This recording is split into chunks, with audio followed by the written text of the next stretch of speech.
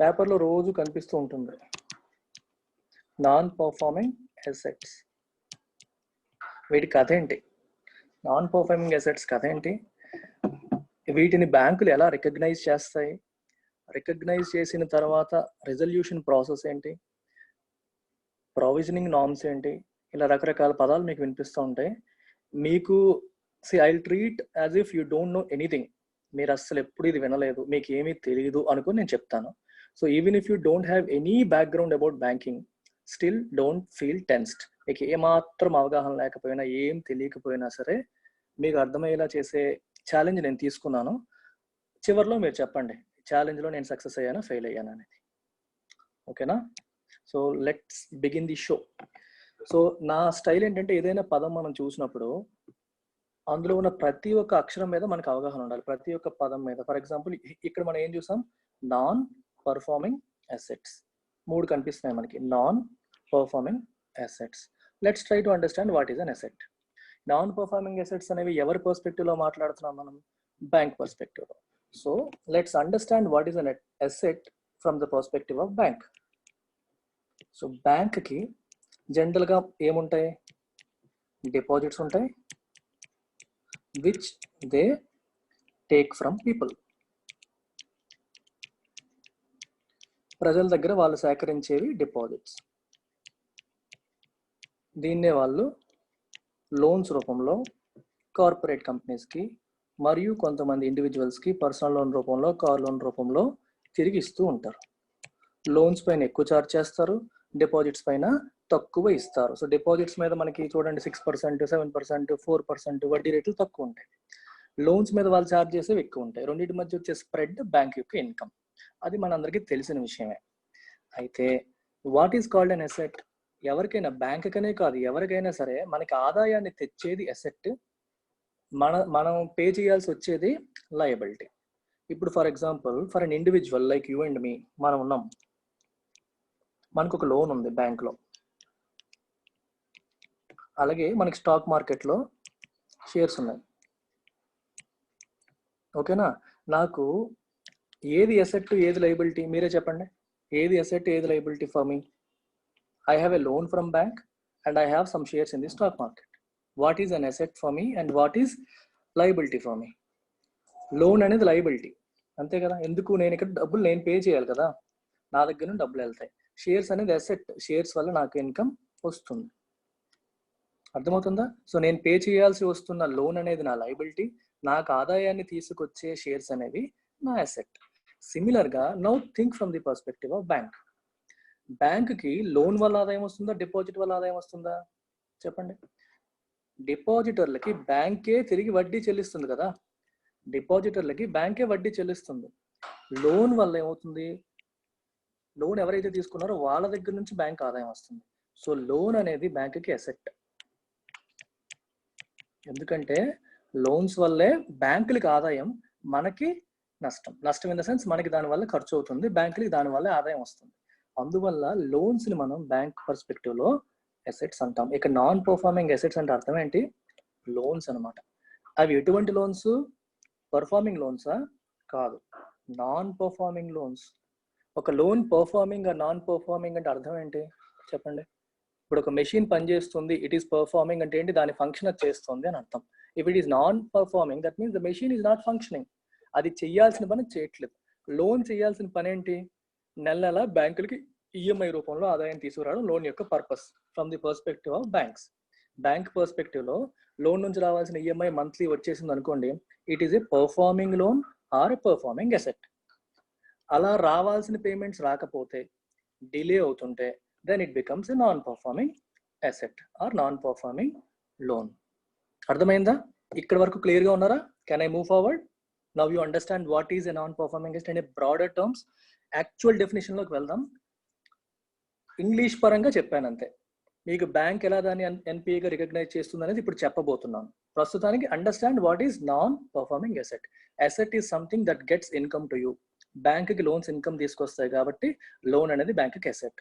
Performing asset అంటే loan నుంచి రావాల్సిన పేమెంట్స్ అన్ని పక్కాగా టైం టు టైం వచ్చేస్తే అది performing asset. Time to time రాకపోతే అది non performing asset in a broader term. కానీ ఆర్బీఐ డెఫినేషన్ ఏంటి మనం ఇప్పుడు నెక్స్ట్ తెలుసుకోబోతున్నాం. Let's move forward. Let's assume there is a bank. Let's call it ABC Bank, and there is a company. Let's call it XYZ company.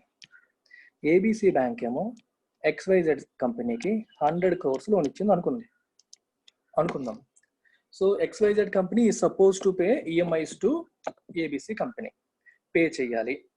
Let's assume pay చేయట్లేదు అనుకోండి. ABC bank ఏమో XYZ కంపెనీకి 100 crore loan ఇచ్చింది. So ఇచ్చిన loan ని first దానికి మనం ఏ పేరుతో పిలుస్తాం? You call it an asset కదా. ఎటువంటి అసెట్? పే చేయట్లేదు అనే విషయం మనకు తెలియదు, ఇంకా చేస్తుందో తెలియదో తెలియదు. ఇచ్చేసాం ఫస్ట్. బ్యాంక్ వాళ్ళు వాళ్ళ అకౌంట్ లో దాన్ని ఏమని రాస్తారంటే స్టాండర్డ్ అసెట్ కింద రాస్తారు. అంటే దాంట్లో ఇష్యూస్ ఏమీ లేవు, నేను వాళ్ళకి లోన్ ఇచ్చాను, it is a standard asset, ప్రస్తుతానికి ఎటువంటి ఇష్యూస్ లేవు. లెట్స్ అస్యూమ్ 30 days అయింది,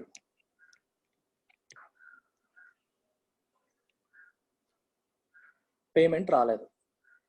అంటే మనకి ఏ రోజైతే మనకి ఫర్ ఎగ్జాంపుల్ చూడండి, 1st July ఈఎంఐ డ్యూ అనుకోండి.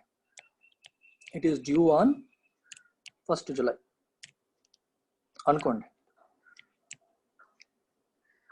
31st వరకు కూడా రాలేదు.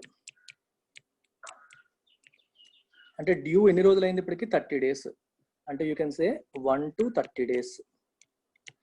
ఈ పీరియడ్ లో ఈ జూలై అంతా కూడా ఈ లోన్ ఏమని చెప్పాలో తెలుసా? ఎన్పిఏ అనకూడదు, ఎస్ఎంఏ అనాలి. అంటే స్పెషల్ మెన్షన్ అకౌంట్. ఎస్ఎంఏ అంటే అర్థం ఏంటి? Special mention account. అది ఇంకా ఎన్పిఏగా మారలేదు, కేవలం 30 రోజులు మాత్రమే ఇంకా డ్యూ ఉంది. అంటే 1 నుంచి 30 రోజుల వరకు దాన్ని మనం ఏమనాలి? స్పెషల్ మెన్షన్ అకౌంట్ అనాలి. అర్థమైందా? So you call it special mention account. Okay fine, బాగానే ఉంది. తర్వాత ఏంటి? ఇప్పుడు స్పెషల్ మెన్షన్ అకౌంట్ అన్నాను, బాగానే ఉంది. ఆ తర్వాత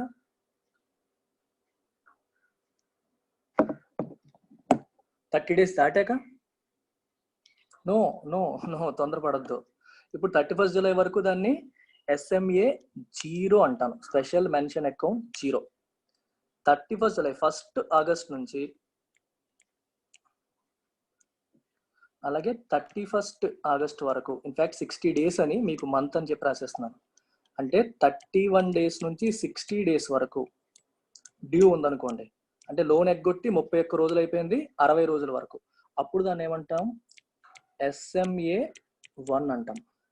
you call it SMA 1, special mention account 1. ఇవన్నీ బ్యాంకులు వాళ్ళ పుస్తకాల్లో అకౌంట్ బుక్స్ లో రాసుకునే పేర్లు.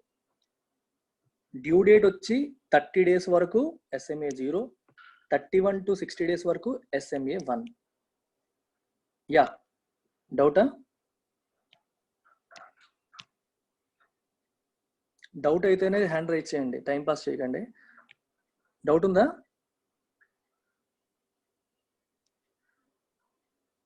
Riva, do you have a doubt?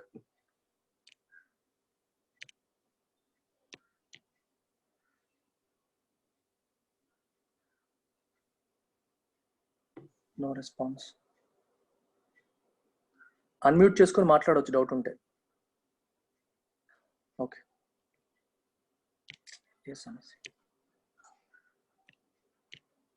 Fine. So 31 to 60 days ఏమో మనం ఏమంటాం? ఎస్ఎంఏ 1 అంటాం.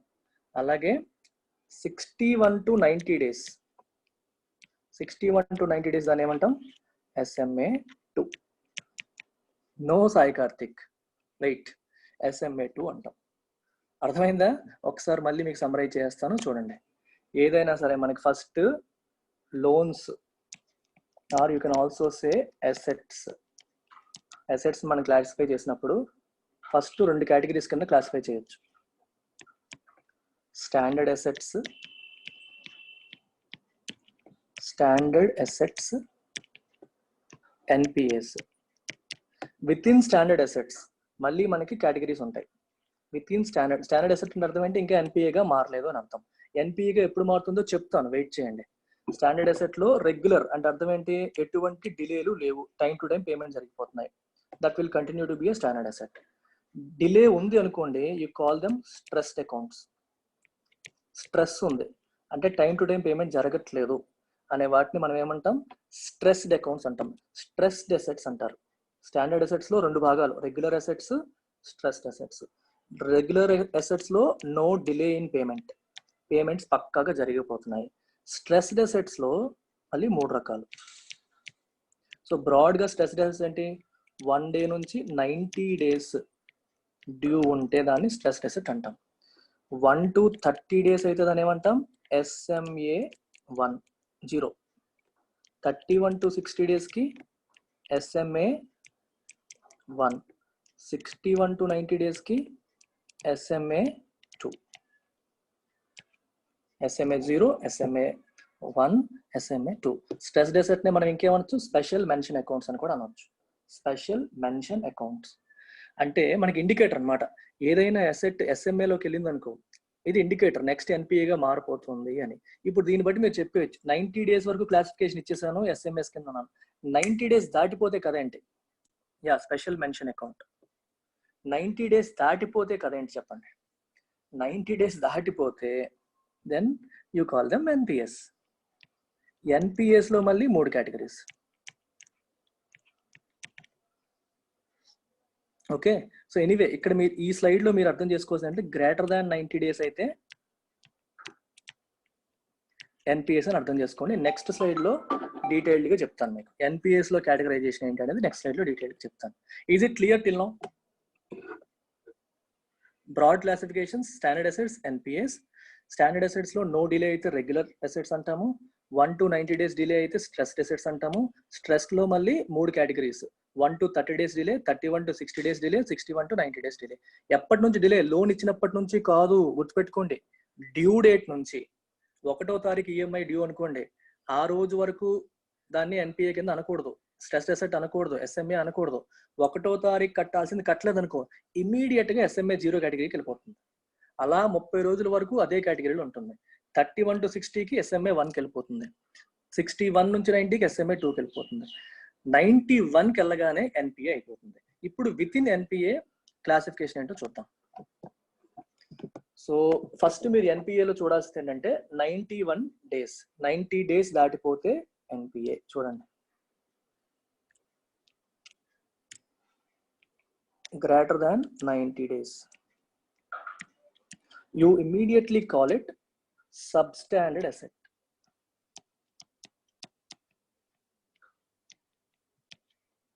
Substandard asset.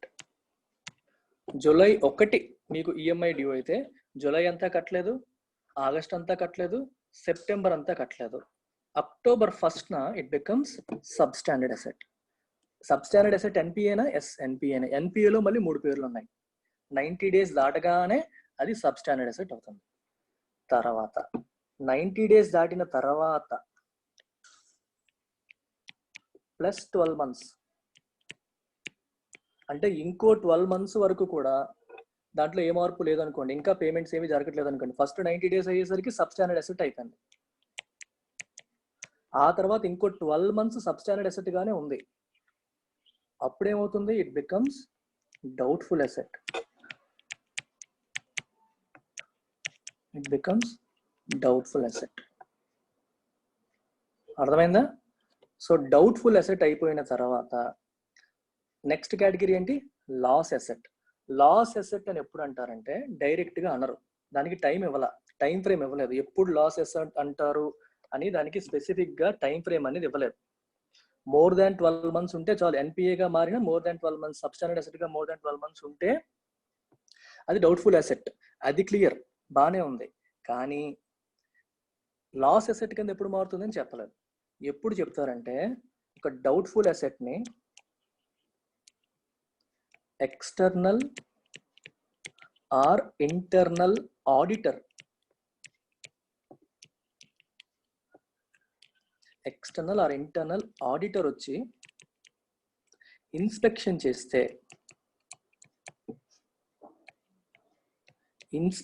చేస్తే ఈ అసెట్ నుంచి రూపాయి కూడా రాదు, మీరు ఆశలు పెట్టుకోకండి అని చెప్పి ఆడిటర్స్ రిపోర్ట్ ఇచ్చారు అనుకోండి ఈ డౌట్ఫుల్ అసెట్ గురించి, then it becomes loss asset. Is it clear? ఎప్పుడు లాస్ అసెట్ అవుతుందో అర్థమైందా?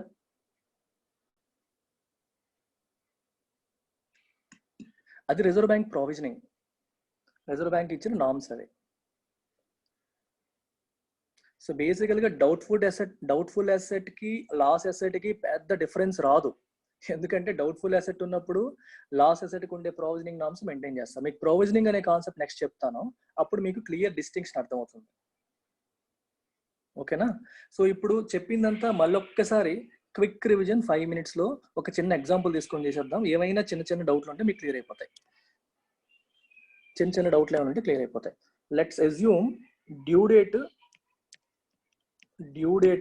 1st January అనుకోండి. 1st January 2020 డ్యూ డేట్ అనుకోండి. ఓకేనా?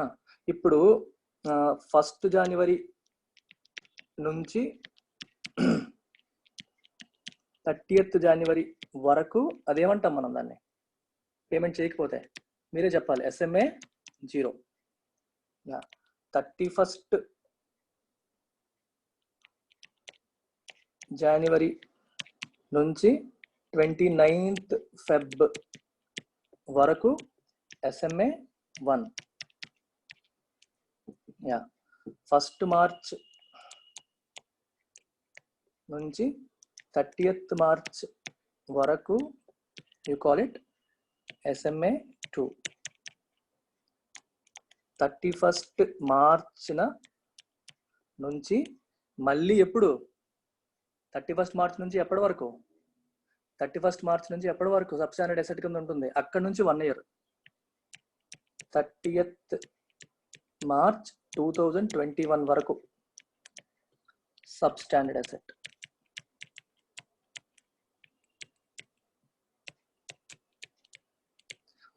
March NPA అయిపోయింది, సబ్స్టాండర్డ్ అసెట్ అయింది. ఎప్పటి వరకు అదే పేరుతో పిలువబడుతుంది? నెక్స్ట్ 30th March 2021 వరకు. తర్వాత 31st March 2021 నుండి it is called doubtful asset.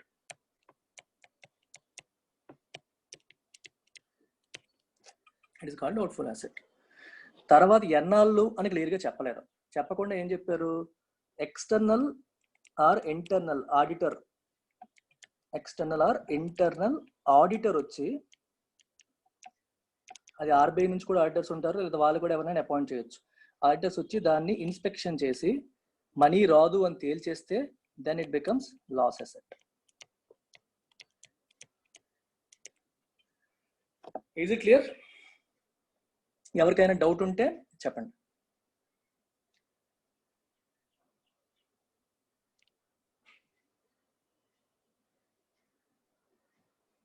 అన్ని బ్యాంక్స్కి, పబ్లిక్ ప్రైవేట్ అన్నింటికి. RBI లోన్స్ ఇవ్వదు కదా, RBI బ్యాంక్స్కి ఇస్తుంది, బ్యాంకులు కంపెనీస్కి ఇస్తాయి. RBI doesn't lend to organisations directly. ఓకేనా? So let's move. Okay sir, మీరు NPS అని చెప్పేశారు, బాగానే ఉంది. NPS అని రికగ్నైజ్ చేసిన తర్వాత నెక్స్ట్ స్టెప్ ఏంటి సార్? బ్యాంక్స్ ఏం చెయ్యాలి? అది ఇంపార్టెంట్ కదా. NPS అన్నారు, రికగ్నైజ్ చేసేసారు, బాగానే ఉంది. NPA రికగ్నైజ్ చేసిన తర్వాత నెక్స్ట్ స్టెప్ ఏంటి? ఎవరికైనా డౌట్ వచ్చిందా? ఎవరికైనా అసలు బ్యాంక్స్ ఏం చేస్తాయి? ఒక పర్టికులర్ కంపెనీ, ఒక పర్టికులర్ లోన్ NPAగా మారిపోయింది, బాగానే ఉంది. Then what is the bank suppose to do? Immediately ఏం చెయ్యాలి? రిజర్వ్ బ్యాంక్ ఏం చెప్తుంది, ఏం చెయ్యాలని చెప్తుంది? ఆలోచించండి. నోటీస్ పంపడాలు అవన్నీ ఉంటాయి, అది రిజల్యూషన్ ప్రాసెస్. బిఫోర్ రిజల్యూషన్ తన అకౌంటింగ్ సిస్టంలో ఏం చేయాలి? ఎక్స్టర్నల్గా ఏం చేయాలని అడగట్లేదు నేను, ఇంటర్నల్గా ఏం చేయాలి? ఇంటర్నల్గా ఏం చేయాలంటే ప్రొవిజనింగ్ చేయాలి. ఏం చేయాలి? Provisioning. Exactly, you have to do provisioning. Provisioning అంటే అర్థం ఏంటో తెలుసా? Can someone tell me the meaning of this word provisioning? Provisioning అంటే మీనింగ్ ఏంటి? ఎవరైనా గెస్ట్ చేసి చెప్పండి. గెస్ట్ చేయండి, ట్రై చేయండి అట్లీస్ట్. ప్రొవిజనింగ్ అంటే మీనింగ్ ఏంటి? శాలరీసా? ఎవరికి శాలరీ లాపేస్తుంది? సురేఖ, ఎవరి శాలరీ లాపుతుంది చెప్పు? ఎంప్లాయీ శాలరీలా చేంజ్ చేయాలా? ఏం చేంజ్ చేస్తారు సంధ్య? సురేఖ, నీ క్వశ్చన్ శాలరీ స్టాప్ చేస్తుందా అంటున్నావు. ఎవరి శాలరీ స్టాప్ చేస్తుంది? వాళ్ళు ఎవరో డబ్బులు కట్టకపోతే మన ఎంప్లాయీస్ శాలరీస్ ఎందుకు స్టాప్ చేస్తాం? ఎనీవే,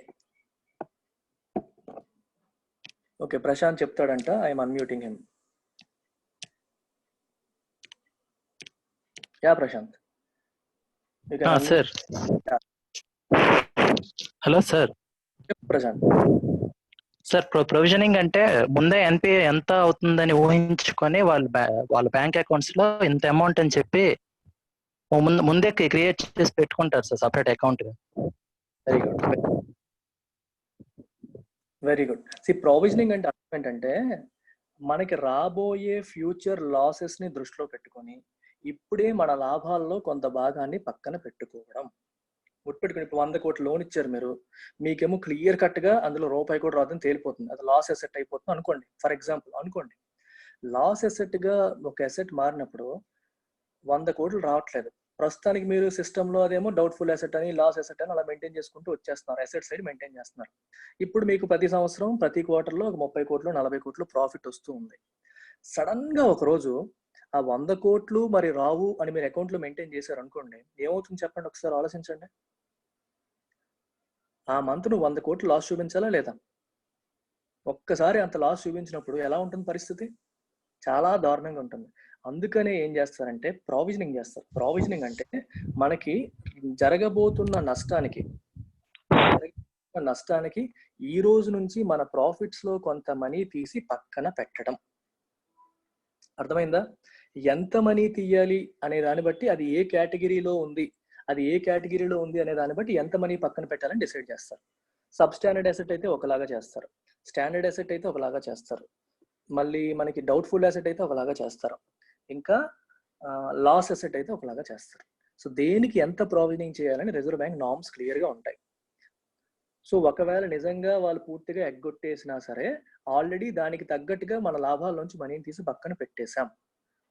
సో సడన్ షాక్స్ అనేవి జరగవు. ఎగ్జాక్ట్లీ, బ్యాంక్ ప్రాఫిట్స్ నుంచి కొంత మనీ, ఇది మనకి ఫ్యూచర్ లో రాబోతున్న లాస్ కోసం ఇది పక్కన పెడుతున్నాను, ఇది ప్రాఫిట్ లో చూపించం. ఇంకా అర్థమవుతుందా? మీ నెట్ ప్రాఫిట్ లో చూపించం, ప్రస్తుతానికి గ్రాస్ ప్రాఫిట్ లో ఉంటుంది. తర్వాత ప్రావిజనింగ్ కూడా తీసేశాక పబ్లిక్ కి మన ఫైనాన్షియల్ రిజల్ట్స్ అనౌన్స్ చేసినప్పుడే ప్రావిజనింగ్ మనీ కూడా పక్కన పెట్టేసి చివరిగా నెట్ ప్రాఫిట్ ఎంత, సో ఫైనల్ గా చూపించే ప్రాఫిట్ జెన్యూన్ ప్రాఫిట్ అనమాట. ఇంకా ఎందుకంటే ఆల్రెడీ నీకు రాబోయే లాసెస్ కి ముందే నువ్వు ప్రావిజన్ కూడా చేసేసావు అని అర్థం. నెట్ ప్రాఫిట్ లోంచి తీయం, ముందే తీసేసాక నెట్ ప్రాఫిట్ వస్తుంది. That's the concept of provisioning. So beautiful concept. Provisioning కి రిజర్వ్ బ్యాంక్ జనరల్ గా ఇస్తున్న నార్మ్స్ ఏంటంటే, as long as it is a standard asset, అంటే అసెట్ ఇంకా స్టాండర్డ్ అసెట్ గానే ఉంది. స్టాండర్డ్ అసెట్ గా ఉన్నప్పుడు కూడా మామూలుగా ఎస్ఎంఈ అంటే స్మాల్ అండ్ మీడియం ఎంటర్ప్రైజెస్ కి, అగ్రికల్చరల్ లోన్స్ కి 0.25% పక్కన పెట్టండి అని చెప్తుంది. అంటే నార్మల్ గా ఉండే లోన్స్ కూడా రిస్క్ ఉంటుంది, జీరో రిస్క్ అని దేన్ని అనుకోకూడదు అని చెప్పి లోన్ అమౌంట్ లో 0.25% పక్కన పెట్టాలి, ప్రావిజనింగ్ చేయాలి. రెసిడెన్షియల్ లోన్స్ అంటే హోమ్ లోన్స్ లాంటి వాటికి 0.75% ప్రావిజనింగ్ చేయాలి. అలాగే కమర్షియల్ లోన్స్ కి, నార్మల్ కమర్షియల్ లోన్స్ కి, కార్పొరేట్ కంపెనీస్ కి, వీటికి ఇచ్చేవాటికి 1% ప్రావిజనింగ్ చేయాలి. ఓకేనా? ఇలాగా స్టాండర్డ్ అసెట్స్ కి నార్మ్స్ ఇచ్చారు. అలాగే సబ్ స్టాండర్డ్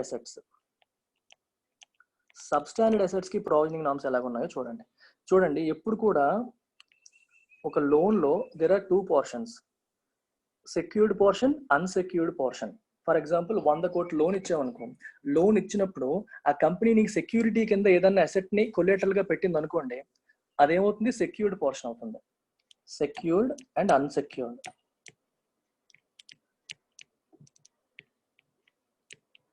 కొలేటరల్ లేదనుకోండి, అది అన్సెక్యూర్డ్.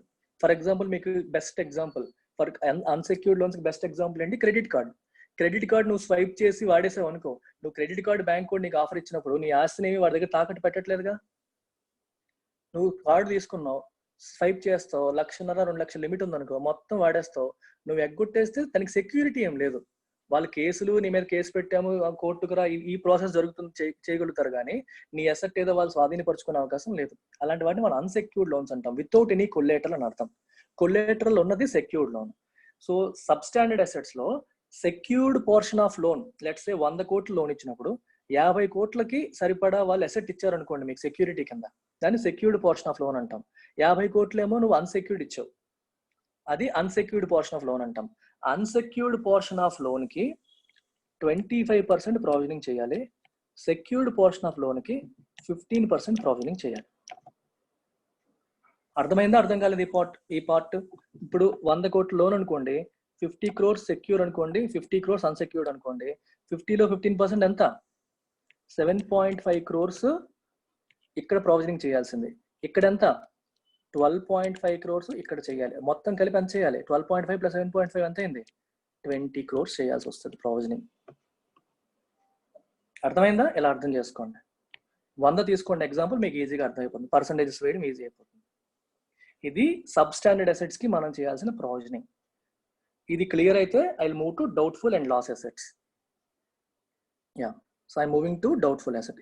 మీకు వీడియో రికార్డింగ్ ఇస్తాను, అప్పుడు మీరు నోట్ మేకింగ్ చేసుకోండి. ఒక్కొక్క దగ్గర ఆగి ఫ్లో కట్ అవుతుంది మధ్యలో ఆగితే, ఓకేనా? జస్ట్ వినండి, నోట్స్ ఏం రాయొద్దు, వినండి, తర్వాత మీరు చేసుకోవచ్చు, స్క్రీన్ షాట్స్ తీసుకోవచ్చు కావాలంటే. Next doubtful asset.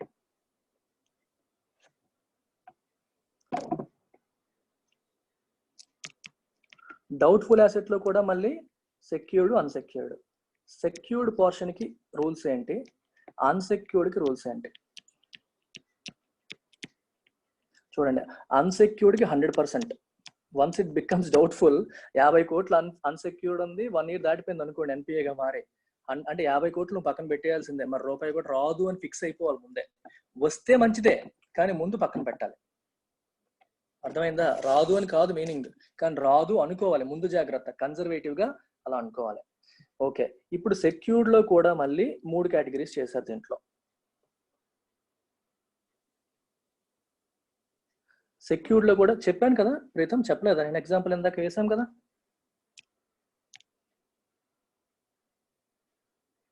ఇందాక చేసింది అదే కదా, చూడలేదా? Secured unsecured, credit card unsecured కి ఎగ్జాంపుల్ అని చెప్పాను కదా. కొలేటరల్ ఇస్తే సెక్యూర్డ్, కొలేటరల్ ఇవ్వకపోతే అన్సెక్యూర్డ్. అదేనా డౌట్? ఇంకేముందా? ఓకే, నోట్స్ మీద ఫోకస్ చేయకండి, మీకు వీడియో ఇస్తాను, భయపడకండి, యూట్యూబ్ లో కూడా అప్లోడ్ చేస్తాను, ట్రయల్లో ఉన్న వాళ్ళకి కూడా చూడొచ్చు.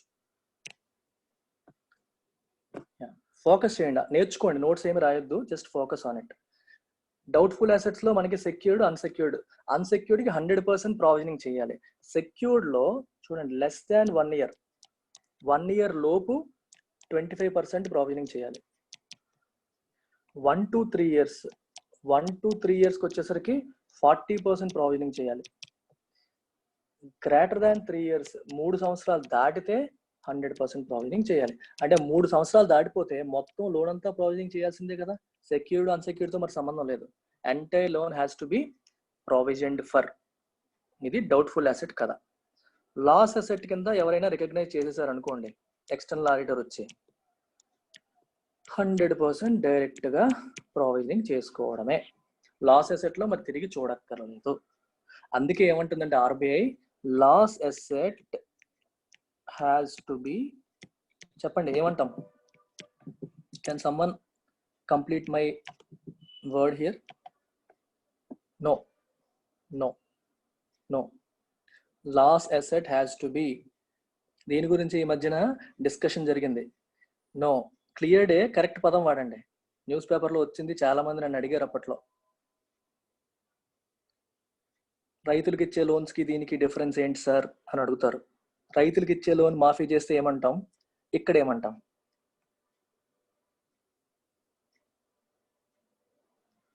స్ట్రైక్ ఆఫ్ కాదు, కరెక్ట్ పదం చెప్పు.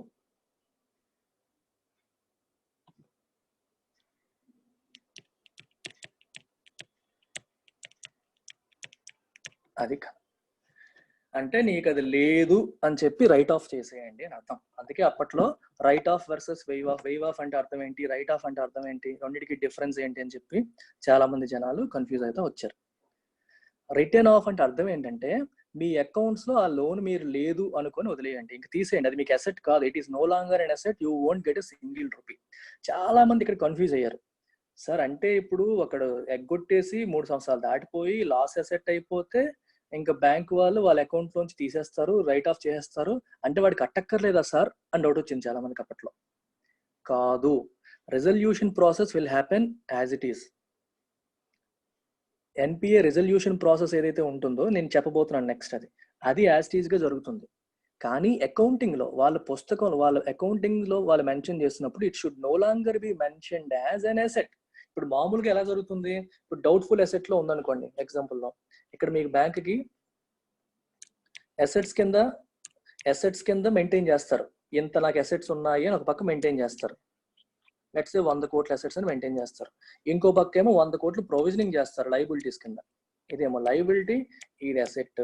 ఇక్కడ అసెట్ ఉంది, దానికి తగ్గట్టుగా 100 కోట్ల ప్రొవిజనింగ్ చేసావు అంటే నువ్వు కట్టాల్సింది లైబిలిటీ ఉంది. మరి రెండు ఉండడం వల్ల ఏంటి ఉపయోగం, అటొక ఎంట్రీ ఇటొక ఎంట్రీ, అవునా కదా. అకౌంటింగ్ లో లెఫ్ట్ సైడ్ ఒక ఎంట్రీ, బ్యాలెన్స్ షీట్ లో లెఫ్ట్ సైడ్ ఒక ఎంట్రీ వచ్చింది, రైట్ సైడ్ ఒక ఎంట్రీ వచ్చింది. లాస్ అసెట్ అయ్యాక రిజర్వ్ బ్యాంక్ ఏమంటుందంటే రైట్ ఆఫ్ చేసేయండి అంటుంది. రైట్ ఆఫ్ చేయడం వల్ల బ్యాంకులకి ఏంటి advantage, their book looks clean. Book చూసినప్పుడు ఏంటంటే నీకు బ్యాడ్ అసెట్ ఉంది అని చెప్పి కనపడదు, ఇంకా తీసేస్తారు, ఇది తీసేస్తారు, ఇది తీసేస్తారు. ఇక్కడ నీకు అసెట్ లేదు, లయబిలిటీ లేదు అంటే అర్థం ఏంటి, వాళ్ళు ఇంకా ప్రొవిజనింగ్ చేయక్కర్లేదు, రికార్డ్స్ క్లీన్ గా ఉంటాయి. ప్రొవిజనింగ్ 100 కోట్లు తీసి పక్కన పెడుతున్నారు చూడండి, ఈ పక్కన పెట్టిన డబ్బులు వాళ్ళు లోన్లు గట్రా ఇచ్చుకుంటే వాళ్ళకి డబ్బులు వస్తాయి కదా, దీనికోసం ఇది పక్కన పెడుతున్నారు. ఇది ఇలా ఉంచినంత కాలం వాళ్ళు ఇది ఎవరికి లోన్ రూపంలో ఇవ్వలేరు, అకౌంట్లు అలా ఉంచాలి మూలగాలే, దానివల్ల వాళ్ళకి ఆదాయం రాదు. అందుకని తీసేశారు అనుకోండి, ఈ డబ్బులు ఫ్రీ అయిపోతాయి, which they can lend to other customers.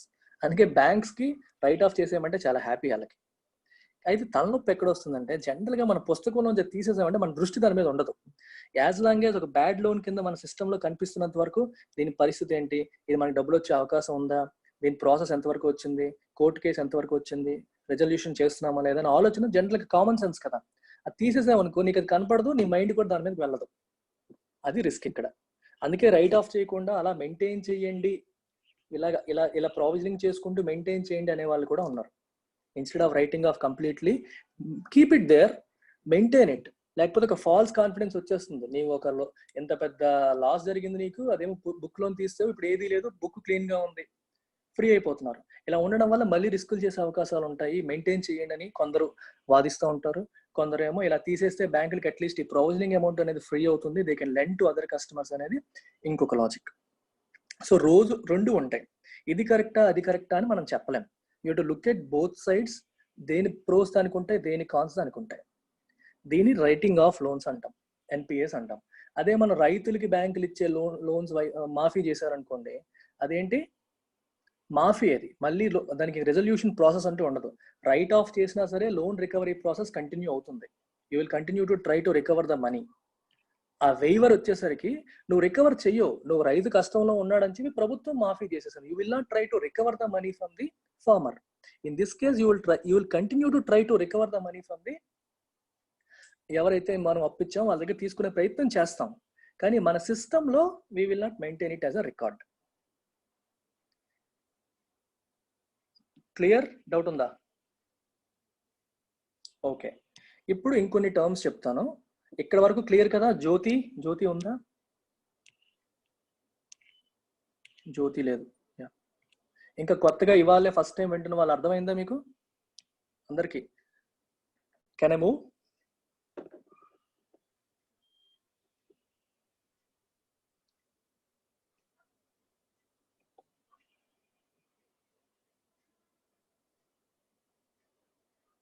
జ్యోతి అడుగు. ఇంట్రెస్ట్ అలా పడుతూనే ఉంటుంది జ్యోతి, ఇంట్రెస్ట్ ఏమీ ఆగిపోదు.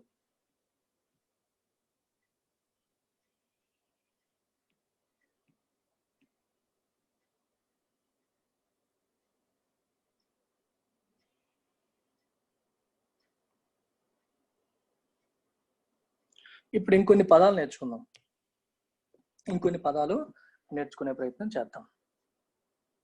సో ఇవి ఏంటంటే లెట్స్ సే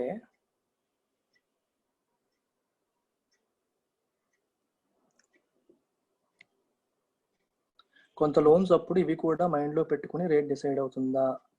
కొత్త లోన్స్ అప్పుడా? ఇంట్రెస్ట్ రేటు దీన్ని డిసైడ్ అంటే మనం ఎక్కువ పెట్టేస్తాం అనుకున్నంత మాత్రం ఎవరు ఇచ్చేరు కదా జ్యోతి. కరెక్టే, నీకు అనిపిస్తుంది నాకు అంత లాస్ అయిపోయింది కాబట్టి కొత్త లోన్కి ఎక్కువ వడ్డీ పెట్టేస్తానని నువ్వు అనుకోవచ్చు.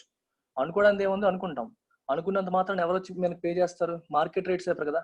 వేరే బ్యాంక్ తక్కువ ఇస్తుందంటే వాళ్ళ దగ్గరికే వెళ్తారు, వేరే బ్యాంక్ తక్కువ ఇస్తే అటే వెళ్తారు, మన దగ్గరికి రావాల్సిన అవసరం లేదు. మనకి లాస్ అయిపోయింది కదా అని చెప్పి ఇప్పుడు చూడండి, నాకు ఇంతకుముందు స్టూడెంట్లు 4 ఎగ్గొట్టారు అనుకోండి ఫీజు. కొత్త స్టూడెంట్కి ఫీజు పెంచేస్తానంటే వచ్చేస్తాడా? నాకు ఇంతకుముందు వాళ్ళు ఎగ్గొట్టారు అందుకని మీకు పెంచేస్తానంటే మీకేం సంబంధం? అది మీకే సంబంధం లేదు కదా. సో మీరు అది చూసి రావాల్సిన పని మీకు లేదు. మీరు నా క్లాసెస్ నచ్చితే ఇక్కడ ఫీజు కూడా మీకు అనుకూలంగా ఉందంటే వస్తారు, లేకపోతే రారు. సో వేరే వాళ్ళు నాకు ఎగ్గొట్టారు కదా అని చెప్పి మీరు వస్తారు అనుకోవడం అనేది ఫూలిష్నెస్. అలాగే లోన్స్ కూడా అంతే. పాత టైం నేను ఇంతకుముందు లోన్లు ఇచ్చినోడు నాకు ఎగ్గొట్టాడు, సో కొత్త వాళ్ళకి నేను ఎక్కువ వడ్డీ ఇచ్చేస్తాను అంటే కొత్త వాడు రావాలా? వస్తాడన్న గ్యారంటీ లేదు. సో అప్పటికి మార్కెట్లో ఉన్న ఇంట్రెస్ట్ రేట్స్ ప్రకారమే మనం వెళ్తాం, అంతేగాని మనం ఏమి చెయ్యలేము. Okay, let's look at these things. ఇప్పుడు ఇంకొన్ని చెప్తాను, వినండి.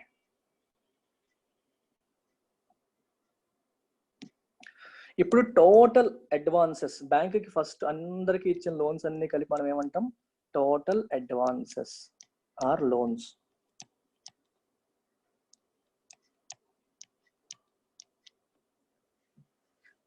టోటల్ అడ్వాన్సెస్ లోంచి చూడండి ఒక్కొక్క పదం వస్తూ ఉంటుంది. వీటిలోంచి యు రిమూవ్ స్టాండర్డ్ అసెట్స్.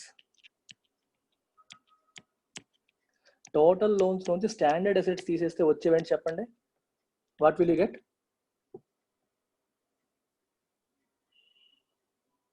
చెప్పండి మీరే.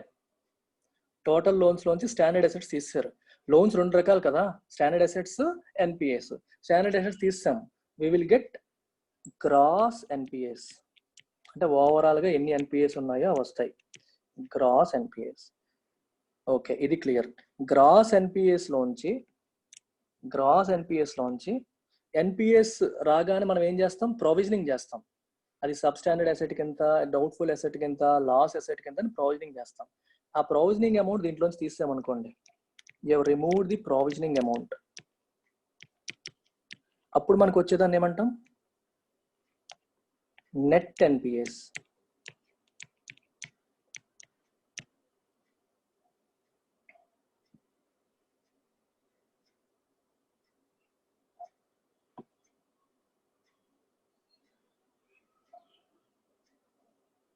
ఓకేనా?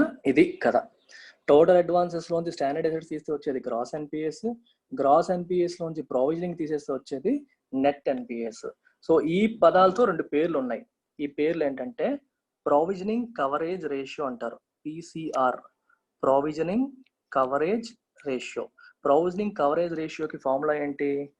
ప్రొవిజన్స్, మొత్తం ఎంత ప్రొవిజన్స్ చేశామో, బై గ్రాస్ ఎన్పిఎస్ ఇంటూ 100. మనం ఎంతైతే ప్రొవిజనింగ్ చేసామో ఈ amount by gross NPAs into 100. This is called provisioning coverage ratio percent. ఇక్కడ వరకు అయితే రేషియో, ఇంటూ 100 వేస్తే పర్సెంట్. ప్రొవిజనింగ్ కవరేజ్ రేషియో అన్నారు అనుకోండి, provision by gross NPAs. Provisioning coverage ratio percentage అన్నారు అనుకోండి, ఇంటూ 100. ఇది క్లియర్? అలాగే మీకు ఇంకొకటి, నెట్ ఎన్పిఏ పర్సెంట్ అని అడుగుతారు కొన్నిసార్లు. Net NPA percent. Net NPA percent ఎలా వస్తుంది? Net NPA by total advances. Gross కాదు, టోటల్ అడ్వాన్సెస్. టోటల్ అడ్వాన్సెస్ లో నెట్ ఎన్పిఏ ఇంటూ 100. ఇది నెట్ ఎన్పిఏ పర్సెంట్. క్లియరా? Provisioning coverage ratio, net NPA percent. ఇది వీటి కథ. I hope it is clear till now. So ఇప్పుడు మనం ఏం చేద్దామంటే, బ్యాంకులు సిస్టంలో ఏం చేస్తాయో తెలుసుకున్నాం. ఫస్ట్ మనం ఏం తెలుసుకున్నాం ఈరోజు? ఎన్పిఏ అంటే ఏంటి, ఎన్పిఏ కింద ఎప్పుడు రికగ్నైజ్ చేస్తారు, ఎన్పిఏకి ముందున్న స్టేజ్లు ఏంటి, SMA 0, SMA 1, SMA 2, తర్వాత ఎన్పిఏ. ఎన్పిఏలో మళ్ళీ సబ్ స్టాండర్డ్, డౌట్ఫుల్ అండ్ మనకి లాస్ అసెట్. ఈ మూడింట్లో కూడా ప్రావిజనింగ్ నార్మ్స్ ఏంటి, సబ్ స్టాండర్డ్కి ఎలా ప్రావిజనింగ్ చేయాలి, డౌట్ఫుల్కి ఎలా ప్రావిజనింగ్ చేయాలి, మళ్ళీ లాస్ అసెట్కి ఎలా ప్రావిజనింగ్ చేయాలి. ప్రావిజనింగ్ అంటే అర్థం ఏంటి, the amount set aside in view of future losses due to NPS. NPS వల్ల రాబోతున్న ఫ్యూచర్ లాసెస్ కోసం ముందు మనం పక్కన పెట్టుకున్న అమౌంట్ ని ప్రావిజనింగ్ అంటాం, పక్కన పెట్టుకునే ప్రాసెస్ ని ప్రావిజనింగ్ అంటాం. దానికి norms time to time reserve bank of India ఇస్తుంది, ఆ గైడ్ లైన్స్ ఫాలో అవ్వాలి బ్యాంక్స్ అన్ని కూడా. ఇది క్రిస్టల్ క్లియర్, బానే ఉంది. అయితే ఇదంతా ఇంటర్నల్ ప్రాసెస్, బానే ఉంది. What about external process? NPA అవగానే బ్యాంకులన్నీ వాళ్ళ అకౌంటింగ్ సిస్టమ్ లో కూర్చుంటూ ఉండాలా, అసలు డబ్బులు రికవర్ చేసే పని ఏమన్నా చెయ్యాలా వద్దా? మనీ రికవర్ చేసే ప్రాసెస్ చేయాలి. మనీ రికవర్ చేసే ప్రాసెస్ ఎలా చేస్తాయి, రికవర్ చేసే ప్రాసెస్ ఎలా చేస్తాయి, ఇది చాలా చాలా ఇంపార్టెంట్. ఈ ప్రాసెస్ లో కొన్ని పదాలు వాడతాను చూడండి. Just look at the conceptual side. సంవత్సరాలు, రూల్స్ ఇవన్నీ కూడా మీకు తర్వాత చెప్తాను. కాన్సెప్ట్స్ బాగా అర్థం చేసుకోండి. ఆ రూల్స్ అన్ని పెద్ద విషయం ఏమి కాదు, we will get to them. అది పెద్ద విషయం ఏం కాదు. ఫస్ట్ కథ చూడండి. ఫస్ట్ ఒకటి చూడండి, సర్ఫేసీ యాక్ట్.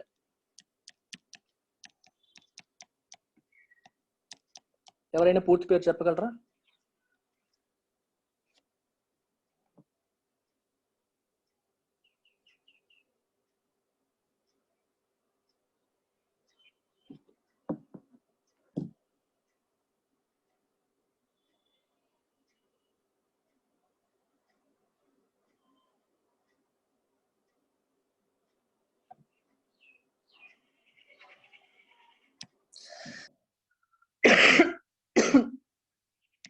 సర్ఫేసీ యాక్ట్ పూర్తి పేరు ఏంటంటే securitisation and reconstruction of financial assets and enforcement of securities interest act 2002. ఇది సర్ఫేసీ యాక్ట్ యొక్క పూర్తి పేరు. ఏమి భయపడకండి, దీని కథ ఏంటో చెప్తాను. సెక్యూరిటీ, ఇది enforcement of security interest act. ఇది ఎప్పుడు వచ్చిందంటే 2002లో వచ్చింది. ఎందుకోసం వచ్చింది? ఎన్పిఏ రెజల్యూషన్ కోసం. ఓకే, బ్యాంకులకి ఎన్పిఏలు పెరిగిపోయాయి, మరి డబ్బులు ఎలాగా రాబట్టుకోవాలి అనే దానికోసం సర్ఫేసీ యాక్ట్ ని తీసుకొచ్చారు. సో సర్ఫేసీ యాక్ట్ కథ ఏంటో ఇప్పుడు ఒకసారి తెలుసుకుందాం.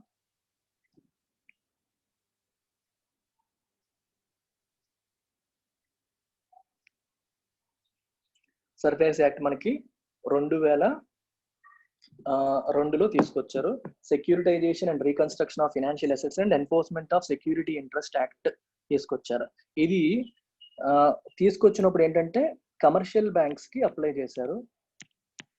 రీసెంట్ గా సుప్రీం కోర్ట్ జడ్జిమెంట్ వచ్చింది, and this is now applicable to cooperative banks also. Applicable to cooperative banks also అని మే నెలలో మనకి సుప్రీం కోర్ట్ జడ్జిమెంట్ ఇచ్చింది. సో సర్ఫేసీ యాక్ట్ ప్రకారం ఏం జరుగుతుందో చూద్దాం. ఎప్పుడైనా సరే ఎవరైనా సరే ఎగ్గొట్టారు అనుకోండి, వాళ్ళు కట్టాల్సింది కట్టలేదు అనుకోండి, ఓకే, ఇప్పుడు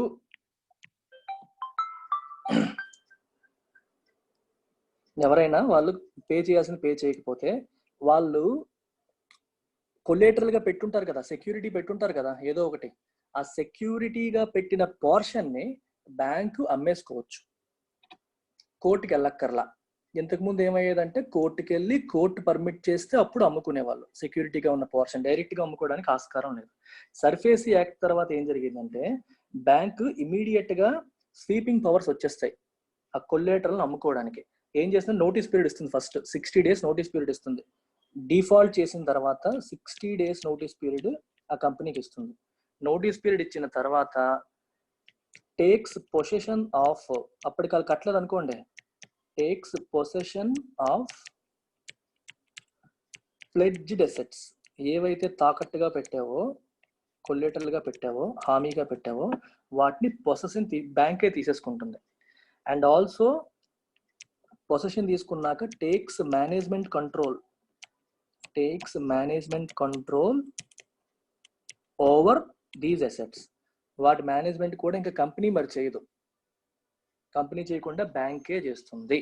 సో డెటర్ కి పే చేయమని అడుగుతుంది. ఓకేనా? సో దీనివల్ల ఏమవుతుందంటే వీళ్ళు అమ్మాలంటే అమ్మేసుకోవచ్చు. అర్థమైందా? పొజిషన్ నువ్వు తీసుకున్నావు, if you want to sell it you can sell it. ఇక్కడ వరకు అర్థమైందో లేదో చెప్పండి. ఇది బ్యాంక్, ఇది కార్పొరేట్ కంపెనీ, వీళ్ళిద్దరి మధ్య ట్రాన్సాక్షన్ జరిగింది. వీడేమో ఏదో ఒకటి చిన్న ఇది తాకట్టు పెట్టి లోన్ తీసుకున్నాడు. ఇప్పుడు ఇది కంప్లీట్ గా బ్యాంక్ కంట్రోల్లోకి వెళ్ళిపోయింది. 60 days నోటీస్ ఇస్తారు, నోటీస్లో కడితే మంచిదే, కట్టకపోతే దీని యొక్క కంప్లీట్ కంట్రోల్ బ్యాంక్ వెళ్ళిపోయింది. ఇప్పుడు ఆలోచించండి ఒకసారి, మీకు డౌట్ రావాలి, సార్ బ్యాంక్ వెళ్ళిపోయింది కానీ బ్యాంక్ ఏం చేసుకుంటుంది సార్? అదే బ్యాంక్ దానివల్ల ఏమైనా లాభం ఉందా? బ్యాంక్ పని ఏంటి? బ్యాంక్ తన పని తను చేసుకోవాలి. ఈ ఎసెట్ అంటే ఏంటి? ఆడ కంపెనీలో చిన్న భాగం, లేకపోతే వాడుకున్న మెషినరీయో, లేకపోతే వాడుకున్న ఆస్తో ఏదో ఒకటి తాకట్టు పెడతాడు. అది బ్యాంక్ ఏం చేసుకుంటుంది? అందుకని బ్యాంక్ దాన్ని వేలం వాట చేసేయచ్చు, వేలం వేసేయచ్చు. It can sell it. అర్థమవుతుందా? ప్రాబ్లం ఏంటి సర్ఫేసీ యాక్ట్ లో? మీకు క్లియర్గా ఇక్కడే కనిపిస్తుంది, సెక్యూర్డ్ పోర్షన్ వరకు మాత్రమే పని అవుతుంది. What about unsecured portion? 100 కోట్లు లోన్ ఇచ్చావు, 50 కోట్లకి అక్కడ సెక్యూరిటీ ప్లెడ్జ్ చేశాడు, ఆ 50 కోట్ల వరకు నీకు పని అయిపోతుంది. What about remaining 50 crores? పని అవ్వదు. సో ఈ రెజల్యూషన్ లో ఆ రిమైనింగ్ అన్సెక్యూర్డ్ పోర్షన్ కి సొల్యూషన్ దొరకట్లేదు. సెక్యూర్డ్ పోర్షన్ వరకు ఇమీడియట్ గా సొల్యూషన్ దొరుకుతుంది. అందువల్ల ఇది ప్రాబ్లమ్స్ అన్నిటిని సాల్వ్ చెయ్యలేకపోయింది. అర్థమైందా? ఇది ఒక సమస్య. అలాగే ఈ మనకి సర్ఫేసీ యాక్ట్ తీసుకొచ్చినప్పుడు ఇంకో కాన్సెప్ట్ తీసుకొచ్చారు. ఆ కాన్సెప్ట్ పేరు కూడా వినండి, అసెట్ రీకన్స్ట్రక్షన్ కంపెనీస్. పేర్లు వస్తూ ఉంటాయి మీకు అలాగా. అయితే ఫన్నీ థింగ్ ఏంటంటే, although they look like complex concepts, they are absolutely simple concepts. Simple words లో ఏఆర్సి అంటాం, అసెట్ రీకన్స్ట్రక్షన్ కంపెనీస్. ఎంత పెద్ద పేరు పెట్టేశారు రా బాబు, అసెట్ రీకన్స్ట్రక్షన్ కంపెనీ అంట. అలాగే మీకు ఇలా వస్తాయి, strategic debt restructuring. Strategic debt restructuring matter ఉండదు, నేను మళ్ళీ చెప్తున్నాను, matter zero. Strategic debt restructuring, ఈ పదం మీరు అసలు విన్నారు కదా ఇప్పుడు. స్ట్రాటజిక్, వినండి జాగ్రత్తగా, డెట్ రీస్ట్రక్చరింగ్. ఎంత పెద్ద పేరు ఇచ్చారో. దీనికి ఒక ఎగ్జాంపుల్ చెప్తాను, నవ్వుకుంటారు మీరే. అసలు డెట్ రీస్ట్రక్చరింగ్ అంటే అర్థం ఏంటి అని. మన ఊర్లో ఒక వడ్డీ వ్యాపారి ఉన్నాడు. వడ్డీ వ్యాపారి ఏమో ఒక అతనికి లెట్స్ సే 10 lakhs అప్పు ఇచ్చాడు, మనీ లెండర్. అప్పు ఇచ్చినందుకు అతను వాళ్ళ భార్య లేదా బంగారం కానీ ఏదో తాకట్టు పెట్టుంటారు, అప్పు ఇవ్వడం అనేది జరిగింది. 1 year లో తిరిగి కడతాను అని చెప్పి వచ్చాడు ఆయన. వస్తే ఆయన మరి కట్టలేకపోయాడు, 1 year లో కట్టలేకపోయాడు. కట్టలేకపోయేసరికి ఇప్పుడు నీ దగ్గర ఉన్న అసెట్స్ అన్ని నాకు కొలేటరల్ పెట్టమని నేను అమ్మేస్తాను అని చెప్పి మనీ లెండర్ అంటాడు. అప్పుడు అతను అంటాడు, ఏం అనుకోవద్దు, నేను మీకు ముందు నుంచి తెలుసు కదా, నా పరిస్థితులు బాగాలేక నేను కట్టలేకపోయాను, నాకు ఇంకొక అవకాశం ఇవ్వండి. మీకు 1 year అన్నారు కదా, నాకు ఇప్పుడు ఈ టైం పీరియడ్ని ఎక్స్టెండ్ చేయండి, 3 సంవత్సరాలు చేయండి. ఈ 3 సంవత్సరాలు చేయండి, నా పరిస్థితి బాగోలేదు, మీరు ఏమీ అనుకోకుండా వడ్డీ రేటు కూడా ముందు అనుకున్న దానికంటే తగ్గించండి, నేను రిక్వెస్ట్ చేస్తున్నాను, అర్థం చేసుకోండి అని చెప్పి అన్నాడు. ఈ మనీ లెండర్ కూడా ఏంటి, ఈ గోల్డ్ అమ్మినా సరే ఇచ్చిన 10 లక్షలు రాదు, కొంతే వస్తుంది, సో లాస్ అయిపోతాడు. అందుకని దీని బదులు అతనికి అవకాశం ఇస్తే ఇంకా బెటర్ కదా, పూర్తిగా లాస్ అయిపోయే బదులు అతనికి అవకాశం ఇస్తే ఇంకొంచెం ఛాన్స్ ఉంటుంది. సో ఇప్పుడు ఏంటి, రివైజ్డ్ టర్మ్స్ అనమాట. టైం పీరియడ్ మళ్ళీ మారింది, ఇంట్రెస్ట్ రేట్స్ మళ్ళీ మారిపోయారు. ఏం చేశారు వాళ్ళు, స్ట్రాటజిక్ గా ఆలోచించి డెట్ అప్పుని రీస్ట్రక్చర్ చేశారు, అంతే. That is strategic debt restructuring. ఇక్కడ మనీ లెండర్ ప్లేస్ లో బ్యాంక్ పెట్టండి, ఆ వ్యక్తి ప్లేస్ లో కంపెనీ పెట్టండి, అంతే.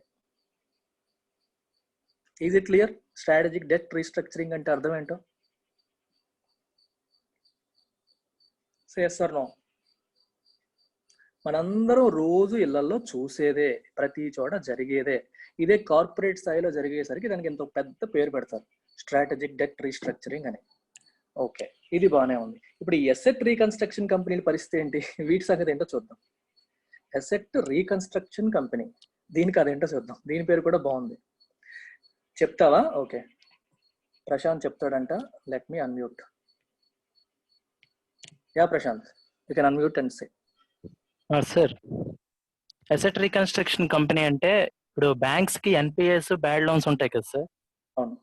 వాటి మీద బ్యాంక్స్ కాన్సన్ట్రేషన్ చేయకుండా వీళ్ళకి అవి ఇచ్చేస్తారు సార్ ఈ కంపెనీస్ కి ఇచ్చేసి వాళ్ళు చేయాల్సిన డైలీ యాక్టివిటీస్ వాళ్ళు చేసుకుంటారు. వీళ్ళు మాత్రం బ్యాడ్ లోన్స్ ఎన్పిఎస్ ని అంటే తిరిగి మళ్ళీ ఎలా ఇచ్చేయాలని వాళ్ళు చూసుకుంటారు. రైట్. అంటే బ్యాంకింగ్ యొక్క యాక్టివిటీని కొంచెం ఈజీ చేయడం కోసం వీళ్ళు. Right, very good. Construction company అనే కాన్సెప్ట్ కూడా మనకి దాంతో పాటే తెచ్చారు. ఎప్పుడు మనకి సర్ఫేస్ యాక్ట్ వచ్చినప్పుడు ఇది కూడా చేశారు. అంటే ఇది కూడా ఒక థింగ్. ఫర్ ఎగ్జాంపుల్ చూడండి, మీకు ఎగ్జాంపుల్ చెప్పేస్తాను. కోటక్ బ్యాంక్ ఉంది ఇక్కడ. కోటక్ లెట్స్ సే రిలయన్స్ వాళ్ళకి అప్పిచ్చారు అనుకోండి. అంటే పెద్దన్నయ్య రిలయన్స్ కాదు, చిన్నన్నయ్య రిలయన్స్. పెద్దన్నయ్యది బాగానే ఉంటుంది, చిన్న అనేది కొంచెం కష్టం మనకి. అనిల్ అంబానీ రిలయన్స్ కి ఇచ్చారు అనుకోండి.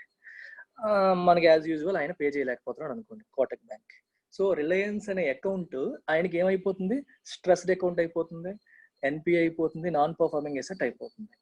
వీళ్ళకి రోజు ఫాలో అప్ చేసుకొని కోర్టు కేసులకు వెళ్ళి తలనొప్పులని నాకు ఎందుకు అని చెప్పి కోటక్ ఇప్పుడు ఫర్ ఎగ్జాంపుల్ ఈ లోన్ అసెట్ వాల్యూ 100 కోట్లు అనుకోండి, ఇంక్లూడింగ్ రీపేయబుల్.